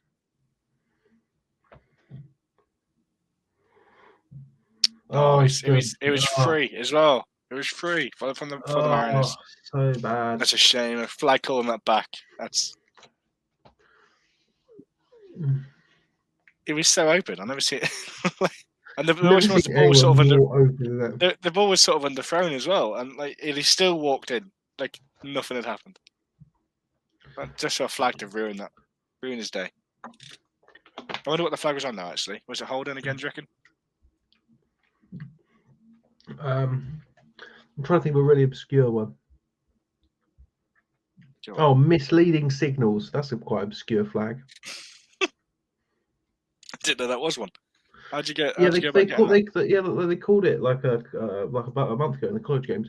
Basically, it's like, you know how some offenses in college, they'll clap to get the ball. Oh yeah. Basically, it's like people on the sideline for the other team clapping. Okay, so that then misleading signals. I get it. Yeah. Yeah. See, easy way look to at that. Now, bang! There you go. Oh my god! I'll tell you a good one though. So, a friend of mine, Stuart Cooper, he was playing centre for the Penguins yesterday. We had a new QB come in, and I'm at left guard, and the to be fair, the QB had quite a soft voice, and he was going, hut, hut, hut, hut, and he went, snap the ball, snap the fucking ball, snap the ball, and I had to fucking slap him, and he was like, what? And he's like, I couldn't hear him, but like honestly, snap the ball. Was it, what the, how did you not hear him? He's still 4 yards away. Love that. Funny. Unbelievable. Absolute great. Robert Chandler being the MVP of the stream once again. Plymouth injury to number 82. That's like a second injury. That's another injury from that Plymouth game, isn't it? So yeah, but it seems everyone has walked off so far, so that is good. So they're cowards and they shouldn't have gone down injured in the first place. That's what you're telling me. Hey. It's not true. I hope everyone's fine. So this is from Steve regarding the quarterback telling the centre to snap the ball. They can hear the QB on the sideline. Fucking hell! Maybe the centre was just deaf. You know? No, he's not deaf. He was just like, I think he was just like paying attention, but like that was the first snap of that quarterback, the new quarterback in. So I think he was just so used to the other quarterback, shouting loudly. And just so funny. Just snap the fucking ball. Love that. So how did yesterday work? Like give me like a rundown of the day. Like, okay, so basically, none of your business. No, we got there. I'll leave now. Don't worry. Yeah. So we got. How about Dom? How about you don't be a coward next year and you actually come and play, and then I don't have to tell you about it. Just didn't want to pay money, mate. Well, you don't want to pay money to charity. If Gridiron Hub want to sponsor me to play, I'll play. No, Dom, because a lot of some people who work at Gridiron or do work for Gridiron Hub were also playing, and none of them got sponsored. I'm built different, mate. So yeah, you're built worse. Robert Chandler, I'll tell you in a second. Robert Chandler reporting on a touchdown, number 4 to number 9. I think they've done that before, haven't they? 4 to 9. I think so. And a run up the middle, tackled into the end zone. Always good to see. That should be Bournemouth. So what's the score? What will it be now? Let me see if I can find it. It's too far up. I'm sure they'll tell us in a second. QB run for the 2 point. Pardon me. Loughborough awarded a 1-0 walkover against Leicester for today's unplayed game. Now that is going to be a heartbreaker for Leicester after coming off a big loss last week. But I'd say it's more of a shame to not more of a shame. It's also a shame to Loughborough because they were rolling last week. So giving them a week off, could it be good? Could it be bad for them? I mean, I'm sure it's good for their record, but overall they want to get the game in, don't they? So they want to get a game in. We don't get many games in Uniball. Here we go, Robert Chandler. Oh, hello, Nick. That's not what Nick Chapman's saying. He's saying Loughborough haven't been given a 1-0.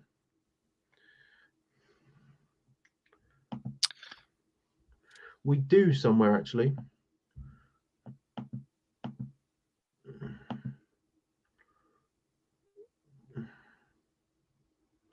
Oh, and here we go. Steve is coming in, saying that is the case for the Loughborough Leicester game.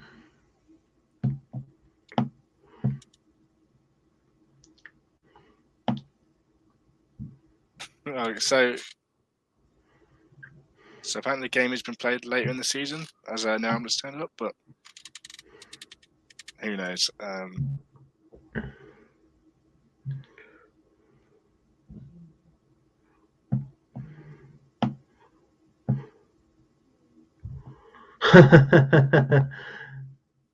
I mean that would do it. That would someone has any sort of knowledge on it. That would certainly be the guy who would know.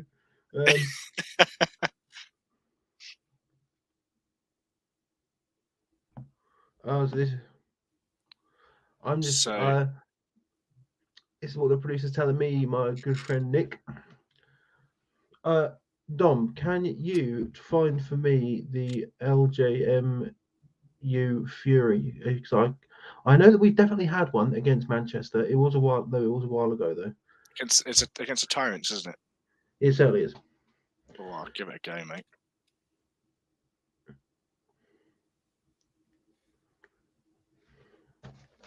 Because I can't see him. Also, hopefully, if you just pay attention to the bottom screen, it will be kind of, oh, very good. There we go. So, LJMU Fury 12, Manchester Tyrants 8. There we go. So that'll be interesting because, I'm hoping that we've not just broke this news to the head coach. Yeah, to Nick, as I'm sure he'll be quite annoyed by that news, to be fair. Yeah. But I mean, maybe it's just been updated wrong on the website. Very, very well. But we can only go off what we provided. Oh, really, why don't we talk about in terms of the website being wrong? Go on. Hello, Huddersfield. You might have. Sorry, Nick. No. Nick, if that's the case, we apologise. Sorry, man. I do apologise.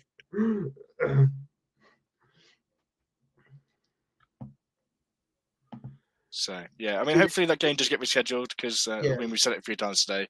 It's a short season for you guys in Uniball. Yeah, so every game counts. especially because like that game would have been good as well. That's what's more annoying is that's quite a good game to lose. Right, okay, Huddersfield. Let's have a talk, me and you. Mate, the Hawks they've had a bad loss. Don't hurt him. Don't hurt him. Again, Nick, I'm so sorry that we had to tell you. Oh no, I'm so sorry. Chris will send you one voucher for one beer. Half beer. Half beer. Okay, do you remember in our third year, Don, when we played Huddersfield? Okay. And we beat them.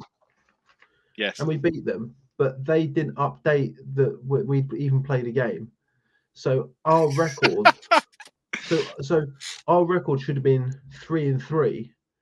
Mm-hmm. But because they didn't register it before the deadline, it was 2-3. What? Really? Do you not remember this? Yeah. I didn't know that. No. Yep. Mm-hmm. That's ridiculous. That's outrageous. Our third year season, if you look on BUCS, we went 2-3, but in real life we went 3. Sorry, yeah, we went 3-3. Now we've got another full-time update. The KCL Regents take it 12-8 over the Greenwich Mariners. Unbelievable. Keel. No, not Keel. Treat Robertson. Look, here we go. Jamie, I actually didn't. No one told me that. Yeah. Huddersfield didn't write it down. Didn't put us down. So we actually went 0.500, but they never. We never checked up on our record that we did. Truly robbed, mate. That's outrageous. Because I remember, I think it was Big Craig made an absolute gem of a catch. Craig Patty. No, not Craig. Patrick. Big Craig. Big Ginger Craig. What was his last name? I was never good with last names, mate. I don't remember. I don't even think you know yours. Robert Chandler coming in hot. Plymouth number 18 is making some nice clean passes. Number 10, maybe they can get back in it for Bournemouth. Let's see if Twitter is updating us on any particular games going on right now. Oh no, commentator's curse. Fumbled by Plymouth, recovered by Bournemouth on the 50-yard line. Grow up. Unbelievable.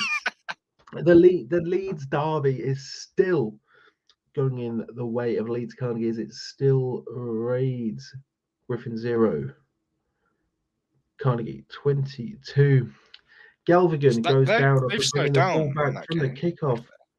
Hold on a second, mate. So Galvigan, who was a playmaker for Carnegie, has been helped off the field. Hopefully he's fine. Like thoughts go out with him. Hopefully he's fine. Hopefully it's nothing too strenuous for him. But it's still there. Oh my God! Why have we only just got this now? For God's sake, I was really interested in this game. The SGS Pride. Oh no! The guys who everyone said they're going to storm this season, they finally completed their first game against the Southampton Stags. 42-6 full time. That is good. However, it is still not the biggest demolition we have seen today. Put SGS Pride against Staffordshire Stallions right now. Let's see who wins. Put it in paint. No 50 burgers for anyone, but the Staffordshire Stallions today. Only they get to dine out. Oh my God. Oh my God. Do you know what I have just heard? Now I know. No. Oh. Right. Let me just do my actual job first, and then I'll tell you. Brunel may be going on for a 50 burger. Now let me just tell you what I've just read. Okay. Tua Tagovailoa. Oh no. He's going. Wait. Is he? Oh, I thought you were going to tell me he was going to the Redskins. No, mate, because the trade deadline's already gone.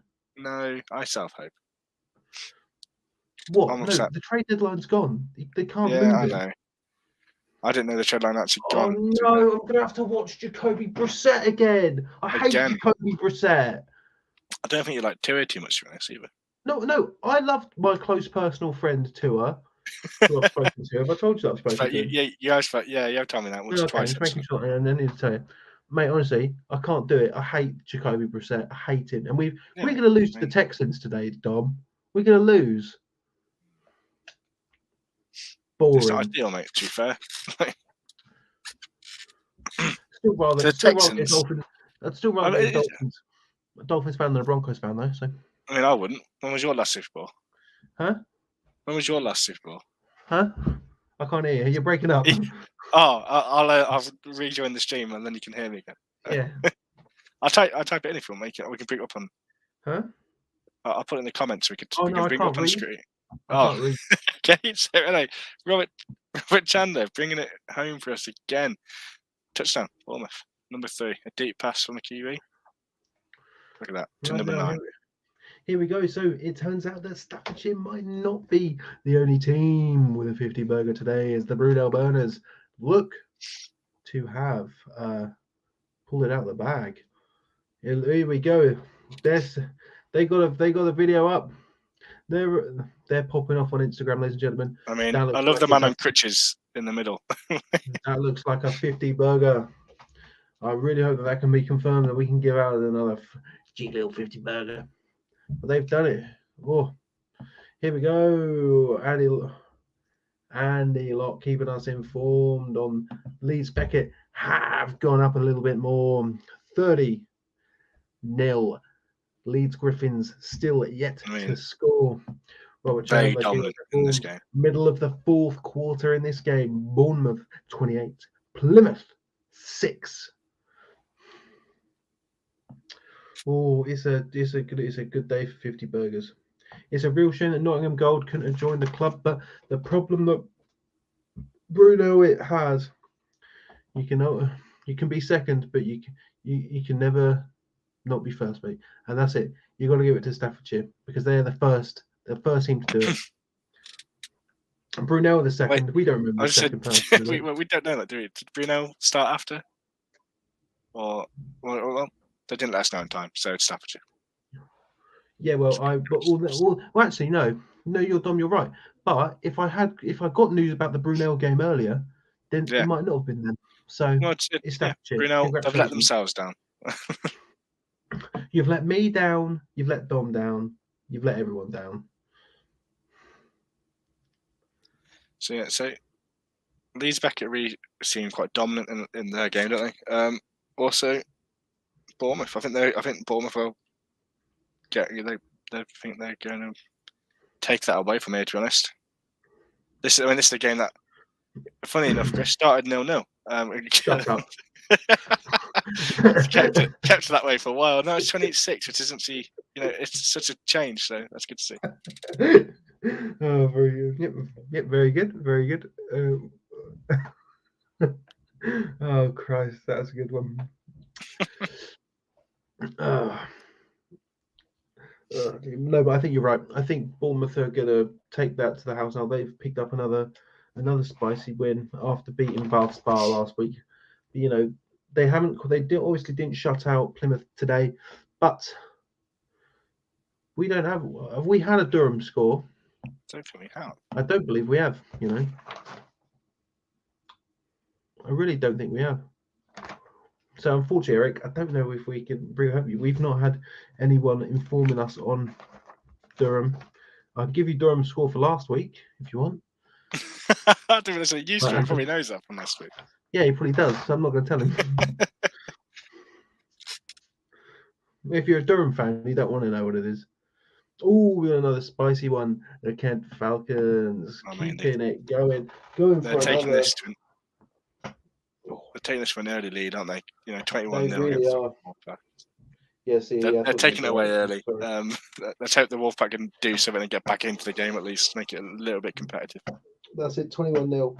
It's going to be interesting to see, teams when they get this far down, are they really going to be able to do it? Unfortunately, Eric, we've not had any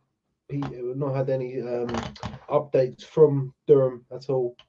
So unfortunately, I can't give you a reliable score. I could guess the score if you want, but that's the best I can do. Yeah, so give us your best guess, and we're comparing later. Yeah. I don't know. Let me check who they got this week.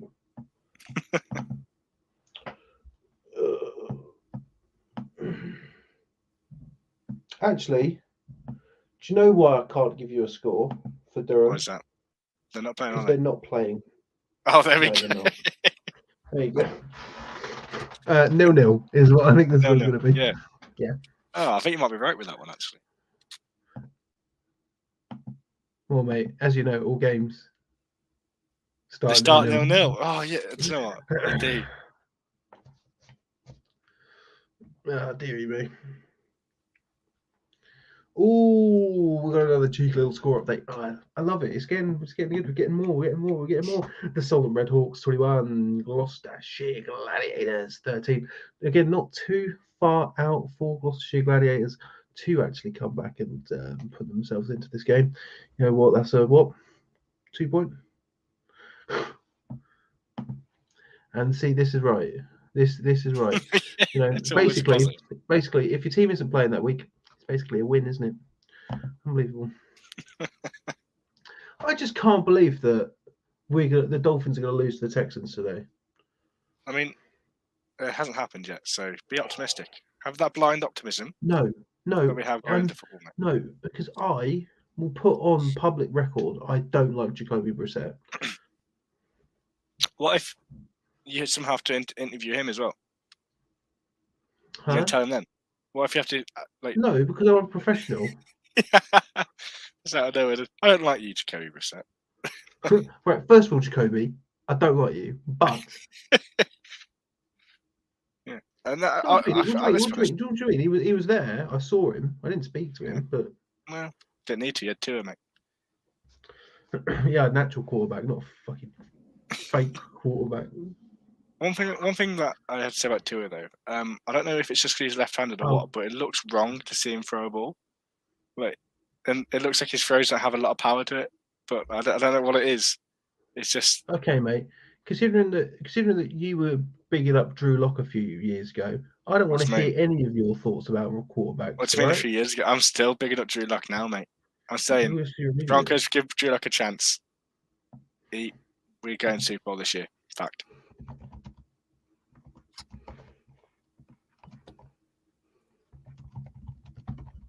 Sorry. Eyebrows. Yes, I got it in. Yes. You can't eyebrow something that I haven't claimed to do myself. That's not how it works. You're awful, mate. You're terrible. You're not good. You're not smart. And your choices of teams are abysmal. As a person who supports the Dolphins, what are you talking about?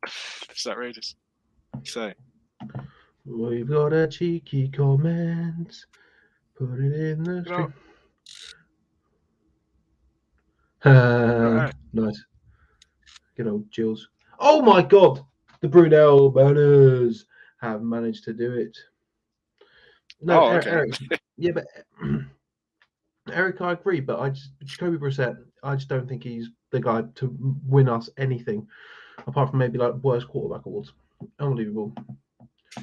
So you think there's a chance if 2 was there? No. Oh, yes. No. Against the Texans, Dom. Mate, Against the Texans. I still think there's a chance even now. No. I don't think the Texans are a good team. No, because Jacoby Brissett's awful. We're going to lose. And I'm going to have to suffer embarrassment again for liking this wafty team. Okay, let's do our actual job. Okay, Bruno Berners managed to capture their second 50 burger of the season by putting up 50 against the QMBL Vipers, who get 28. Robert Chandler keeping us invested. Plymouth fighting to the end. Flea flicker pass intercepted by Bournemouth's number 8, Daniel Ricciardo, for the big return to the Plymouth 10-yard line. Flag takes the ball back to the 42-yard line. God, that's a killer. I like that. Flag is. Killer. I like that they're trying to flea flicker. Okay. Well, I wonder how much time's left in that game then. Oh, I can't imagine. No, it's probably towards the end now. Yeah, it must be. He was reporting that it was middle of the fourth a while ago. Oh God, another 50 burger. Who did QMBL beat last week? Did they beat anyone last week? They did, yes. So QMBL beat the Imperial Immortals last week, only to get 50 burgered by the Brunel Burners. Yeah, it's a bit of a shame that. I won't lie to you. I think saying the phrase 50 burgered by the Brunel Burners is a combination of words. Combination of words I thought I'd never say. But yeah.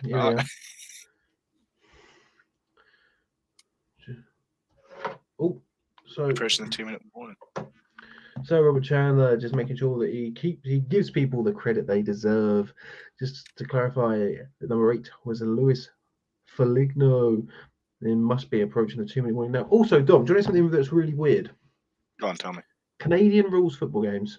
Yeah. Oh, is that the statement? What? No. 3-minute warning. 3-minute? Yeah. Like, the ref called it, and like both sides looked at each other like, what? Why? Oh, also,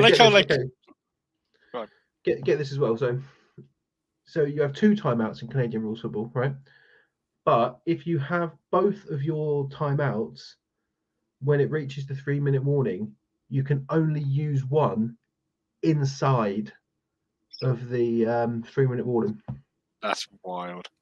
Isn't that mad? And that's why we don't play it over here. Yeah, it's stupid. Cambridge Pythons awarded a 1-0 walkover against the Canterbury Phoenix. Why was that game called off again? Was that? Oof.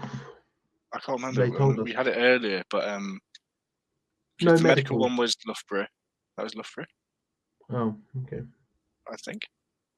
But yeah, I can't remember why that game was called off. It's gone now. But anyway, it doesn't matter. They awarded a 1-0 walkover. That's fine. So it's a shame to see it. There's actually been quite a few this season already, which is really disappointing for such a short season. But it is what it is.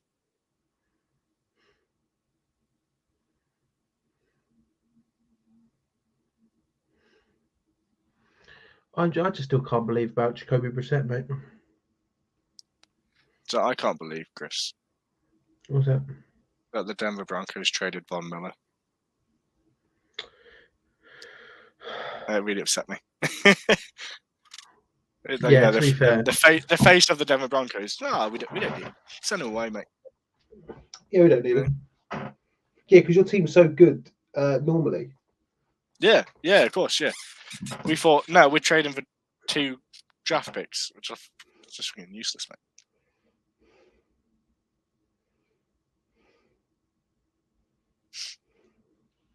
Yeah, but to be fair, do you think that the draft capital you got for him was worth trading him away? I mean, for a future, we got what? We got 2 draft picks for him. And for a future Hall of Famer, or Broncos, at least Broncos Ring of Fame, right? I don't think so. To be honest, Newcastle score. We did have that. Well, I can tell you that Newcastle have won. I believe it was something like 16 something.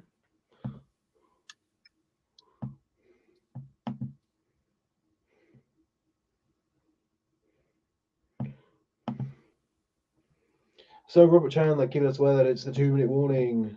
Bournemouth 28, Plymouth 6. Steve has put them in here. Apparently we've got a good something humorous in it today. Oh, let's pop that out. Let's have a look. Oh, who's dance? A fumble recovery in a dance. That is exactly right.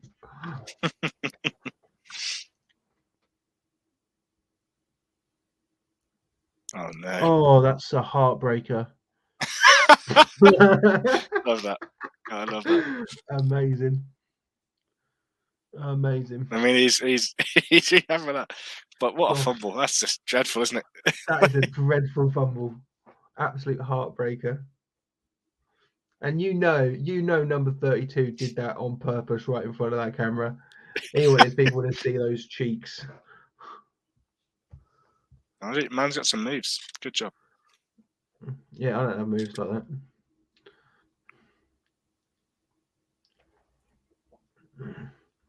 Unbelievable. Oh gosh. Well, ladies and gentlemen, it is coming to the end. Not massively to the end, but it is coming to the end. So, but luckily, you've still got us for another 11 minutes because I have to go and complain to anyone who will listen that Jacoby Brissett will be starting for the Dolphins today against the Texans, and we're going to lose. Oof! Another game with very little scoring. The absolute scumbag. Full time. Lancaster Bombers 6, MMU Eagles 10. That's another big win. I'm interested to see some of these games are absolute domination and some of these games are very sluggish. Yeah. Seeming that there are a lot of teams out there in the Uniball market that can't seem to get an offense going, but their defense is operating on a higher level. Oh, let's see here. Kieran Bean saying that MMU scored an extra 3-pointers. Well, if that is the case, great, good for them. Yeah. Oh, mate, don't be aggy about MMU just because you don't like them. Actually, no. Be as aggy as you want. Yeah, thank you, Chris. I hate you. I hate you, coaches. I hate you, kid. But you know what I do like? all their team socks color coordinated. Yeah. They do have very color coordinated socks, I guess. Unbelievable. And that's the difference, ladies and gentlemen, between winning and losing. Color coordinated socks. Look good, play good, they say. Look good, play good. Starchy socks. Everyone knows that. Who said that? Who says that? Gandhi. Did he? Yeah. That's what Gandhi's famous. That's what Gandhi's famous for. He said, "Look good, play good, play good, play good, play." I feel like this is another one. I feel like this is another one where you have to retract that later. No, it's not very offensive, is it? Well, we'll see. Like we see later, there's backlash as Chris Temmett. Chris Temmett mugs off Gandhi. So, our producer Chris is gone. Steve is gone. If Gandhi wants to come round, I'll fucking nut him. I doubt. Well, I think you're safe in that one. To be fair. Why? Anyway, it's a man of peace, Gandhi. So. Oh, not according to Civ, mate. Civ 5. Cheeky little Civ reference there. So there's actually very little scores coming in at the moment. A lot of games coming to a close. A lot of games coming to a close. Just like this show is in 9 minutes. We can't do a close. But don't worry, because all your scores will be posted anyway. If we've missed any get updated later, it will be all updated on the Facebook page. If you know of any scores, just put them in. Even if you think that we know them, any update. The update could be the one of the refs is wearing a funny hat, and we will talk about it. Tell us anything you want. Oh no! As long as it's to do with. To be fair, if you give us a topic, we'll talk about it. Yeah. What's your favourite shoe to play in? Yeah. What's your favourite helmet? We've done that one actually. Then you plugged the giveaway that Gridiron was doing. Yeah. Oh yeah, speaking of that, is that still going? Is it? Yeah. So Gridiron Hub, one of their raffles. They do lots of raffles. Mainly it's for signed NFL merch. I've tried to win a few things, but not successful. Proving there's no favoritism. Really unbelievable. Disgusting. Maybe they just dislike you that much, so you did win, and I thought no. Yeah, probably. But Gridiron Hub are raffling off a Zenith Shadow helmet. You win that, they're going to put it in whatever colours you want for whoever team you want. Like, I get shouted at, I play for a team, they've all got white helmets, but I've got a black helmet because it was cheaper. No, because they didn't have any and I wanted a new helmet. So yeah, get it. Put some in.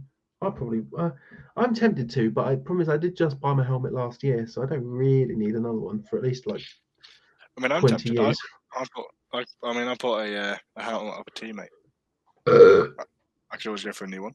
I like how you moved it away, but we're still really loud anyway. Oh, sorry. It worked. Yeah, well, that's being polite, isn't it? Of course. Well, what do you want me to do? Put it there and just gobble the mic? You could just mute, mate. Too much hassle. So, yeah, I don't know if we've had this. Actually, you know what, Dom? Oh, actually, yeah, this is new news, Chris. New news, mate. What's that? Leeds Beckett, 30-0 against the Griffins. 30-0 in the Leeds derby. All right, Dom. As we got another 5 minutes or so, I think we should give out our awards. Oh, stream MVP. Let's give that one first. Stream MVP. That's an easy one. Obviously, thank you to people like Kieran Bean and Eric Kowalski. But it's got to go to Robert Chandler this week. Absolutely keeping us fully invested in pretty much. He was painting pictures with his words for the Bournemouth Bobcats Plymouth Blitz game. He's a better punter than I am. Thank you. Well, yeah, it's not hard, is it? It's not hard, yeah. So, game of the day. Oh, I mean, game of the day. See, I don't know because I'm going to give them team of the week. Yeah, no, that's fine with me. But the game of the week, I think I'm going to have to give to the other Div 2 Midlands game, which was the Chester Legion against the Nottingham Green. That game could have been like Nottingham Green pulled ahead towards the end, but I thought that was very interesting. Chester had a very good opportunity to ruin Nottingham's whole day there, but they managed to keep it very, very close until the end. What about you, Dom? Yeah, I completely agree with you. For me, it was either going between the gold or the green. Yes, that's a weird statement, but I think just because the green was such a closer game to me, it was more competitive. I love hearing it. And I feel like team of the week is going to be fairly unanimous here, ladies and gentlemen. Another one for God's Division, Midlands Div 2. We got to give it up for the Staffordshire Stallions, ladies and gentlemen, putting up 60 points against Huddersfield. We've played against them. They were okay then. Seems to be they're much better now. 60 points in your first game. Got to give a shout out to the Kent Falcons for scoring a touchdown on their first play of the entire season. But this week's Game Day Live, Chris and Dom, I'm not sure if we can fully brand it that way, is going to be the Staffordshire Stallions who put up 60 points. Yeah, you got to respect that. All in all, completely respect it. I mean, dance of the week goes that player number 30. Was it 33? Yes. What's your way? 32. 32. Great work. And was he from? Where's he from? Leeds Beckett. I don't know which team he was from. I think he might. I wish I did. Now I wish we had some more things for meme of the week because we're going to give it to York again, I guess, because they're the only ones that posted any. Yeah, I guess we have to, don't we? Yeah. I mean, to be fair, there was something from the Raiders early on, but it wasn't too mentionable, so it's fine. It was just a post. I think we should do a. But before we go, the stream MVPs let us with one final update. Full time Bournemouth 28, Plymouth 6. Good play by all. Not too many flags. Good rotations throughout both teams. Like to see it. Everyone's getting some game time. Love that. Thank you very much for your help. Cementing his place as stream MVP. Well, nice guy. But if you had to look at the stats that have happened today, one team that you think really needs to, sort themselves out. For me, it's between the two Prem teams that are struggling so far, which are the UEA Pirates and the Sterling Klansmen. Yeah, Both teams, obviously, Prem teams, they've got their back-to-back losses. Sterling, obviously, last week didn't score any. Oh, sorry, no, they scored 6 last week. This week, only 3. UEA, slightly different story, but last week they scored 12. This week they also scored 12. Both weeks it was simply not enough. But yeah, I have to give it to those two. Like I want to see a Prem Division where it's tight at the top, but it doesn't seem to be that case. No. So yeah, that's how I'm gonna not sign off because I've still got time left, but just sort it out. I'll wag my finger at you. Just sort it out, man. That's all we can say. Yeah, those two are the ones that seem to struggle the most, especially in my eyes. I think the Klansmen have a lot of work to do to sort out their offensive issues. But yeah, hopefully they can do something over the week to get ready for the next game next Sunday, because we will be taking a look into that again, me and you, Chris. So. Well, we certainly will do. We certainly will do, and I now have to prepare myself for disappointment. You both of us do. Yeah. You because you've lost your quarterback. Me because we're playing against the fucking Cowboys. So fun to be had by both of us. What a great time to be alive, ladies and gentlemen. It's going to ruin my Monday. It really is. Oh, it really is, isn't it? Just not. Well, I think that should be us coming to an end there, Chris. It certainly is, ladies and gentlemen. Thank you very much, everyone who's watching, everyone who has watched, anyone who's contributed, anyone who's done literally anything to help us out. And even the people that don't. Stop being a hater. What? Jason, we're leaving. Don't do this to me. Jason! Well, it's full time, it's fine. Full time. God, York Centurion. The Sharks, we guess. Can you believe as Jason is coming to ruin? He is coming to ruin the end of our stream by telling us that Hull Sharks have managed to pull out a 0-8 victory. Not only is our Sunday already going bad enough, but he's also ruined it by that. And also, to ruin it even more, you get this scumbag as well. Thank you for joining us, Elliot. It's been a pleasure. Yeah, for me, for Dom Sims, for Gameday Live of Gridiron Hub, we will see you all next week. Thank you very much.